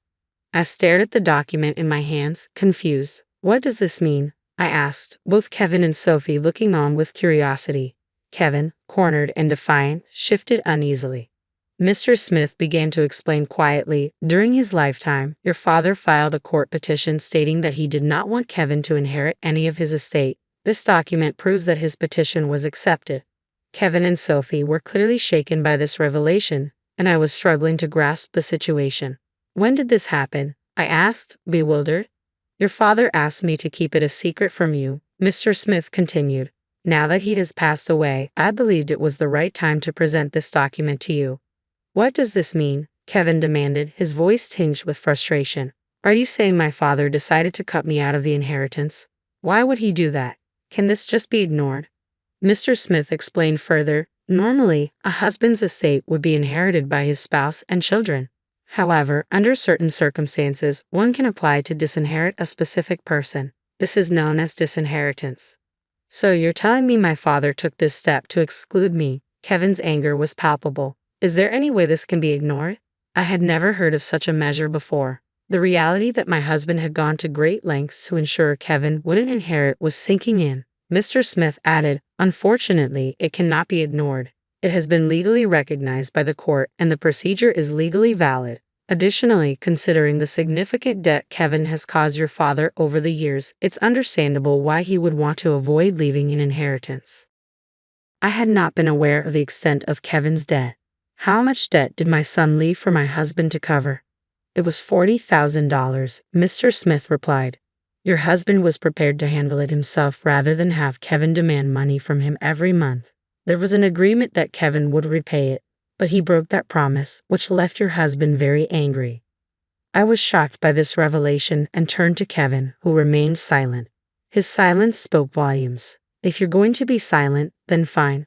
Just leave, I said, my voice trembling with a mix of anger and despair. I never want to see either of you again, I said firmly. You understand that you won't be inheriting anything. Kevin's defiant attitude persisted. But surely there's something. My patience snapped. Leave, you ungrateful son. Our ties are severed. Never come to see me again. Startled by my outburst, Kevin and Sophie quickly exited the room. I saw Kevin stumble in his haste and fall to the floor. Mr. Smith, thank you. I don't know what I would have done without your help, I said, my voice filled with gratitude. It was your husband's last wish, Mr. Smith replied. Now you can find peace knowing his wishes were honored. Thanks to Mr. Smith's support, I was able to protect my late husband's inheritance. Without his assistance, I might have been forced into a difficult situation, vulnerable to Kevin and Sophie's demands. Kevin had never changed, and I no longer considered him my son. He and his wife could fend for themselves. I planned to ensure they received nothing from me. With these thoughts, I left the funeral. A week later, while sorting through my husband's belongings, the phone rang. Hello, is this Miss Holly? The voice on the other end was from the police. Yes, it is. How can I help you? We have a son named Kevin, correct? We found 2 children living in a flat under his name, and they've been taken into protective custody.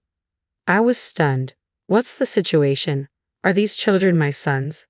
The officer continued. We're also searching for Kevin but haven't located him yet. Could you please come to the station? I'll be right there, I replied, feeling a mix of dread and curiosity. Upon arriving at the station, I immediately recognized the children. They were about 2 years old and bore a striking resemblance to Kevin when he was young. No birth certificates had been filed, likely due to financial troubles.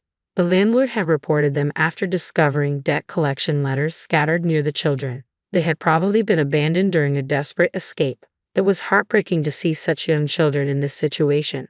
Would you consider placing them in a care facility? The officer asked. No, I'll take them in, I responded immediately. Since then, I've faced the challenges of childcare, but my days have been fulfilling with the children. Years have passed since I took them in, and there's been no word from Kevin and his wife. I tell the children that their father might be gone or somewhere else, but they won't see him again. The abandonment must have left a deep wound in their hearts, but I am committed to supporting and caring for them as they grow. Sorry, big sis, not only did I snag a husband, but I also got a home. Ha, I'm grateful. My sister beamed as she uttered those devilish words, but her smile wouldn't last for long. The dream family home and the blissful life I had longed for were ripped away by my own sister. My foolish husband, who abandoned his family for her, will find no happiness in his future. For the sake of my daughter, I decided to stand up and face this challenge head-on. My name is Sarah, 33 years old. My husband, Ted, is 35, and our daughter, Maya, is about to turn 5. Ted and I met at work. Though we were in different departments, we grew close through mutual friends and eventually got married. Recently, something wonderful happened. Despite juggling work, childcare, and housework, we finally acquired the house we had always dreamed of. We painstakingly chose the design and decorations together, even picking out the color for Maya's room. Our whole family was excited to start life in our new home. But then, that incident happened. Wow, it's spacious and beautiful, said my identical twin sister, Yumi, during a sudden visit. Although Yumi and I look alike, our personalities couldn't be more different. She's outgoing and adapts to everything with ease, while I'm shy and prefer reading books to socializing. Back in school, she used to bring her friends to my classroom just to mock me. You two look alike, but you're so different. Yumi is cuter, right? Her friends would say, glancing at me, the plain one with thick glasses. Yumi would happily respond, it's like I got all the good features at birth. Sorry, big sis. It's a past I'd rather forget. That's why we hardly spoke after becoming adults. I hadn't even told her about the new house, yet here she was, unexpectedly excited. I heard from Mom that you built a house, so I wanted to give you a housewarming gift. That's why I asked for your address, she said. What housewarming gift? I thought, bewildered. As if reading my mind, Yui answered with a laugh, oh, of course, that's a lie. Why would I bother giving you something like that? At home or school, she would call me sister, but when we were alone, she always referred to me as you. Her meanness was unchanged, making me sigh. Well then, since the tour is over, could you leave? My husband and daughter will be back soon, and I need to prepare lunch. Today was a holiday, and my husband and daughter were due back from playing in the nearby park.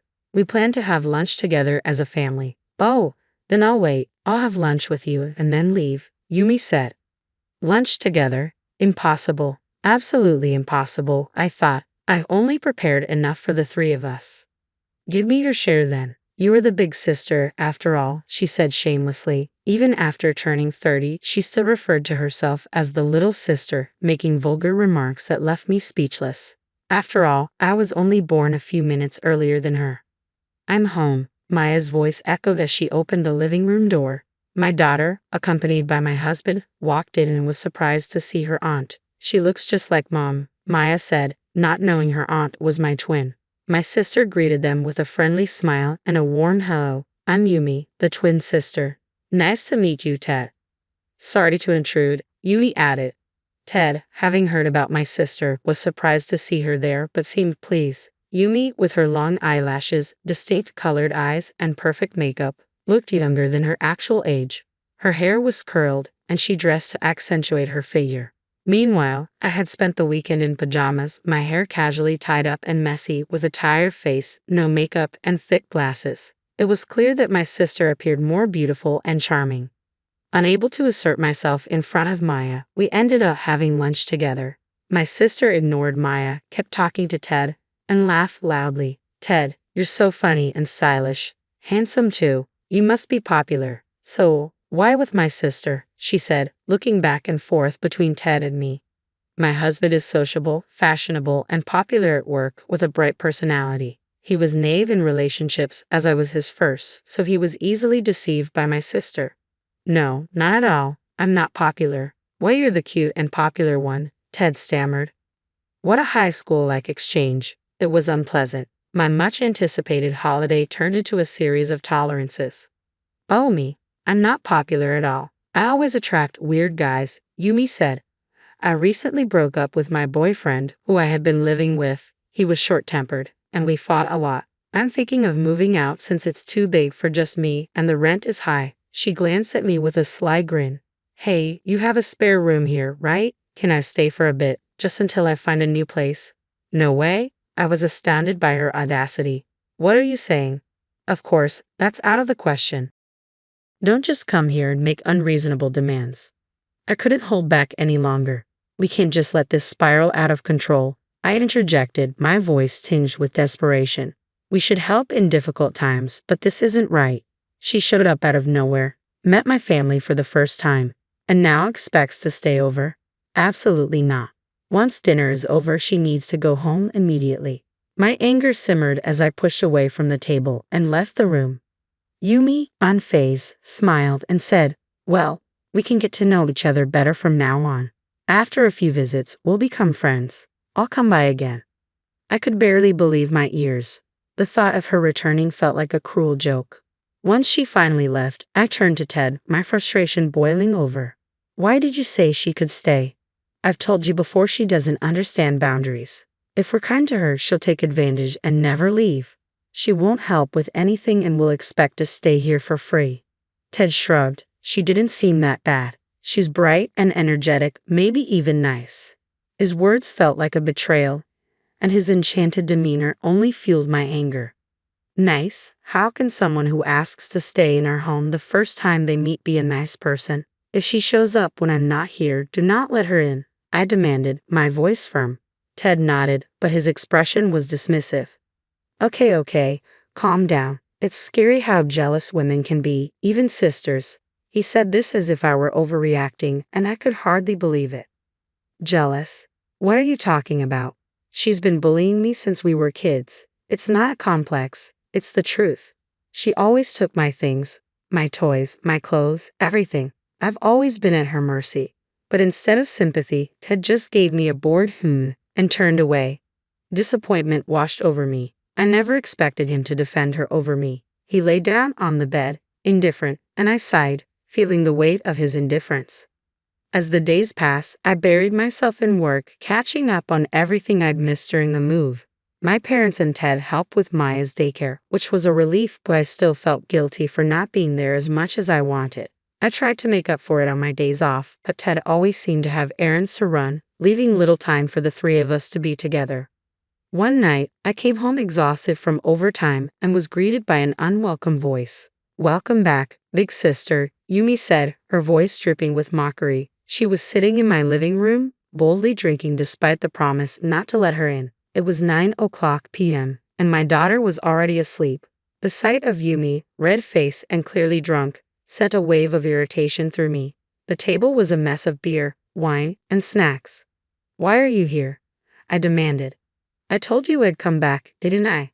Besides, is it really okay to leave your husband and child alone until this late?" Yumi replied, feigning concern. Ted chimed in. "Her ex-boyfriend has been showing up at her place. Yumi's scared to go home." "Then why not go back to our parents' house?" I asked, my patience wearing thin. "No way. They'll just lecture me about getting a job and straightening out my life.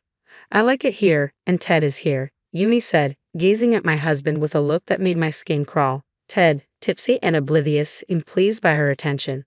"Fine. If you're going to sleep in the living room, at least clean up afterward. I'm going to take a bath and go to bed," I said, too exhausted to fight anymore. As I checked on Maya, who was sleeping peacefully, the sounds of laughter from the living room only deepened my irritation. I couldn't believe how foolish and distasteful it was to see my sister cozying up to my husband and him enjoying the attention in front of his own wife. I ran into one of Ted's colleagues in the bathroom. "Is Ted okay?" they asked. He mentioned he was taking a sick day this morning. Confused, I returned to the house. The living room was a mess, crumpled blankets and empty cups scattered around.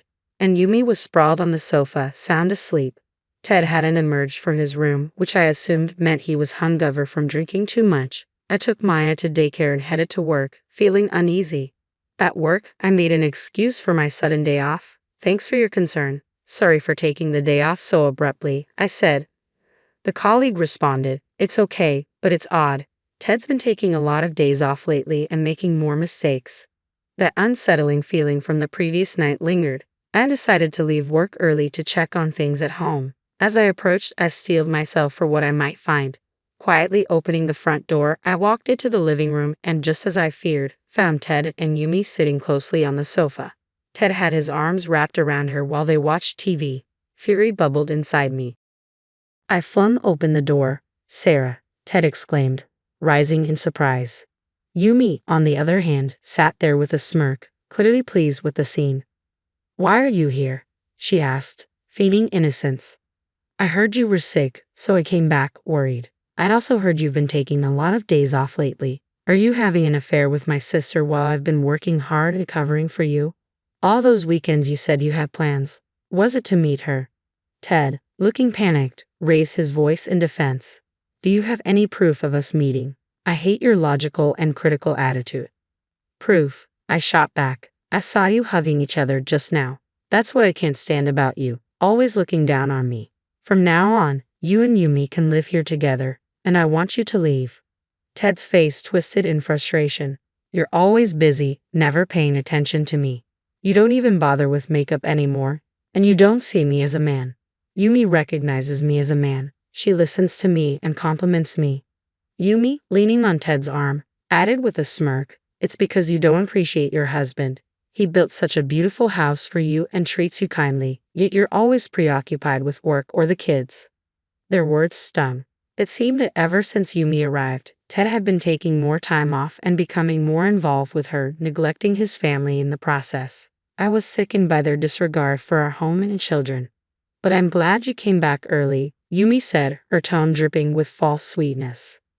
"I had planned to have a serious talk tonight. My lease was nearly up and I intended to move my things over tomorrow.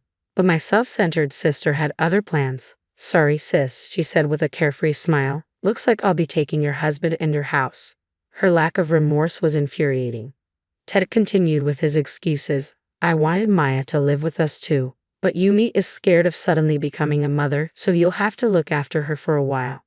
His priorities were clear. He valued his own happiness over mine and our daughters. "I understand," I replied, my voice cold as I headed upstairs, craving solitude. My sister's laughter echoed behind me, further fueling my anger. But hearing my daughter's name sharpened my focus. I needed to fight for her. Taking a deep breath, I composed myself and reached out to someone on my phone. It was time to show that I was no longer the person I used to be. 30 minutes later, the intercom buzzed. "Mom, Dad, why are you here?" I was taken aback to see my stern-faced parents at the front door. Ted and Yumi looked shocked as they stood in front of them. My sister, furious, confronted me. "Did you tell Mom and Dad? How childish to run to them as an adult." "Be quiet," I snapped back, trying to maintain my composure. "What are you two doing?" my father asked, his usually calm demeanor replaced with a formidable anger. "We're discussing a divorce," my sister retorted. "This has nothing to do with you." "Nothing to do with us?" my father said, his voice rising. "Our granddaughter's husband is having an affair with her own sister. We're absolutely involved." "What are you going to do about this, Ted?" my father demanded. Ted fumbled for words. Well, Ted, I'm disappointed in you," my father said sharply. "I thought you were a reliable man who would protect Sarah, but here you are, engaged in such foolishness." Ted's surprise was evident, only reacting after my sister nudged him with her elbow. "I'm sorry, but this is a matter between husband and wife," Ted said, sweating. "It's not so much about who's at fault, but that our relationship just wasn't working out." "Are you saying it's my fault?" I asked incredulously. "We never had these issues before Yumi came along. If that were the case, we wouldn't have built this house." "That's your opinion," Ted retorted. "You got promoted, pretended to be busy, neglected housework and childcare, and didn't even bother with makeup. You didn't respect me as your husband. Aren't you ashamed?" "So you didn't like that I got promoted?" I shot back. "My promotion and maternity leave hurt your pride, so you pretended to be calm and helped with housework and childcare to hide your bruised ego. You're petty. Respecting a husband doesn't mean you have to hold back your own success." "You've seen what Sarah is like," Ted said. "She's hardworking and doesn't wear makeup." My mother tried to intervene. "I hardly wore makeup even before marriage. Where is the Ted who used to love and adore me?" "No," Ted said firmly. "Parents have no right to interfere in a couple's affairs. Please go home and take Sarah with you." My sister coldly handed me the divorce papers. "Ted has already prepared the divorce papers. Just respond to them as soon as possible. I'll send the rest of your stuff later." "How could you, Yumi?" my mother asked, trying to stop her. "Please, let us be," my sister said, pushing us out of the house. "We're getting divorced, aren't we?" I turned to Ted. "Is this really happening?" He nodded, as if it were the most obvious thing in the world. "Yes," he said. "You're so clueless," I said, feeling the weight of the situation. "I'm keeping the house since it's in my name," I said firmly. "I'll pay child support, but let's finalize the divorce. However, there's one more thing. If we're getting divorced and I'm leaving, you'll need to repay the $400,000 my parents loaned us for the house." I held up the loan agreement, watching their faces turn pale. When we bought the house, we had paid $100,000 from our savings, with my parents covering the remaining $400,000. The loan agreement was already in place, and it was a better deal than a traditional loan. My parents had suggested this arrangement, and we had both been grateful. "But since I'll be staying in the house, it's only fair that you repay it." "What are you talking about?" Ted stammered. "We discussed this, and my parents said it wasn't necessary to repay it. We're family." Family or not, we signed a loan agreement, I replied, my voice steady. It's unthinkable not to repay it. Our parents' money is important for their future. Just because we're family doesn't mean you can borrow money and not pay it back. Was your gratitude a lie? This is unacceptable to our parents who trusted you. Ted tried to argue. My father said not to worry about it. If we have more children, it would be hard to repay, so I thought it might be considered a gift. That's not how it works, my father said, his anger palpable. Even if that's true, I have no intention of giving a single penny to someone who has an affair with his wife's sister and abandons his own daughter and grandchild. Pay it back properly. Yumi, who had been listening silently, finally spoke up. I'm also a daughter. It shouldn't be a problem if I stay here. I'm not working right now, and I don't have the money. Be quiet, my father cut her off. You're no longer a daughter to me. You've always bullied Sarah, and now, as an adult, you're doing this. I'm cutting ties with you. They'll never show up again.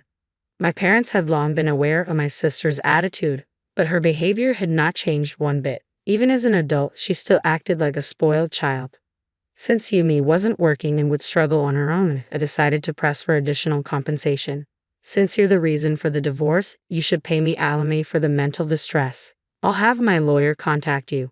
Ted was left speechless, staring in shock. I grabbed my suitcases and walked out, my mother's tears stinging my eyes. Sarah, I'm so sorry for all this, she said, hugging me tightly.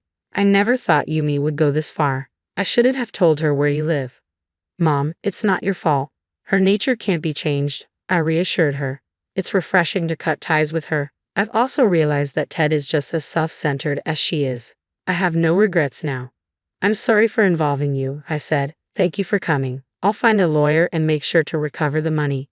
But for now, don't worry about the money. You and Maya come first. You must be exhausted today. Go pick up Maya, come back home, and rest. My mother nodded, her concern for me evident. Take care of yourself, she said. We'll handle this together. Feeling both mentally and physically exhausted, I decided to take a break at my parents' house. Their warm support was a comforting embrace during such a difficult time. I expressed my gratitude, telling them how much their encouragement meant to me. Their unwavering support gave me the strength to move forward. A few days later, I reached out to a lawyer who was a friend of my father's. I needed to address compensation for emotional distress, the repayment of the money my parents had loaned us, and of course, child support for Maya. Although I was concerned about the potential impact on my career, the news of my husband's affair with his sister-in-law and our impending divorce had quickly spread, leading to his social isolation. I took a leave of absence from work to handle the address change and other divorce-related tasks. Thankfully, since I had kept my maiden name at work, there was no need for a name change after the divorce, which was a relief. My husband called me once, accusing me of turning everyone against him. Did you talk to my boss? You must have painted me as the bad guy, he said. Well, I heard your boss's wife cheated on him, and now they're divorced. Maybe that's why your boss has been so tough on you. Do you finally understand how unreasonable you are and the trouble you cause others? After saying my piece, I hung up the phone. Later, I learned that my husband had quit his job. I was relieved not to have to see him anymore. With no job and having used our savings to buy a house, he and my sister were forced to sell the property. Fortunately, they found a buyer quickly and repaid the money they owed my parents sooner than expected. However, they still face alimony and child support payments. Finding a new job proved challenging for him at his age, and he and my sister ended up living with his parents. Yet she remained unchanged, still refusing to help with housework or seek employment, only indulging in her own desires. His parents, exhausted by the situation, eventually asked him to leave. After the divorce, my ex-in-laws came to apologize. I couldn't help but feel a sense of irony and satisfaction when they finally moved out. My sister had once come to my parents asking for money, but my father had scolded her so harshly that she never returned. She had lost her former charm and was now marked by poverty and an unhealthy lifestyle. My husband, who sought a divorce, found himself stuck with my sister, who clung to him out of spite rather than love. Their loveless and impoverished life was easy to imagine.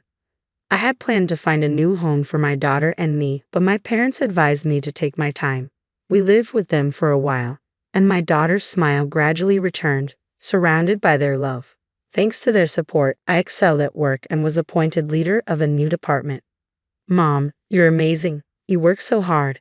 I want to be a great woman like you, my daughter said, which was the greatest reward for my efforts. With my daughter's love and my parents' support, I regained my confidence and vowed to keep striving to be a mother she could respect.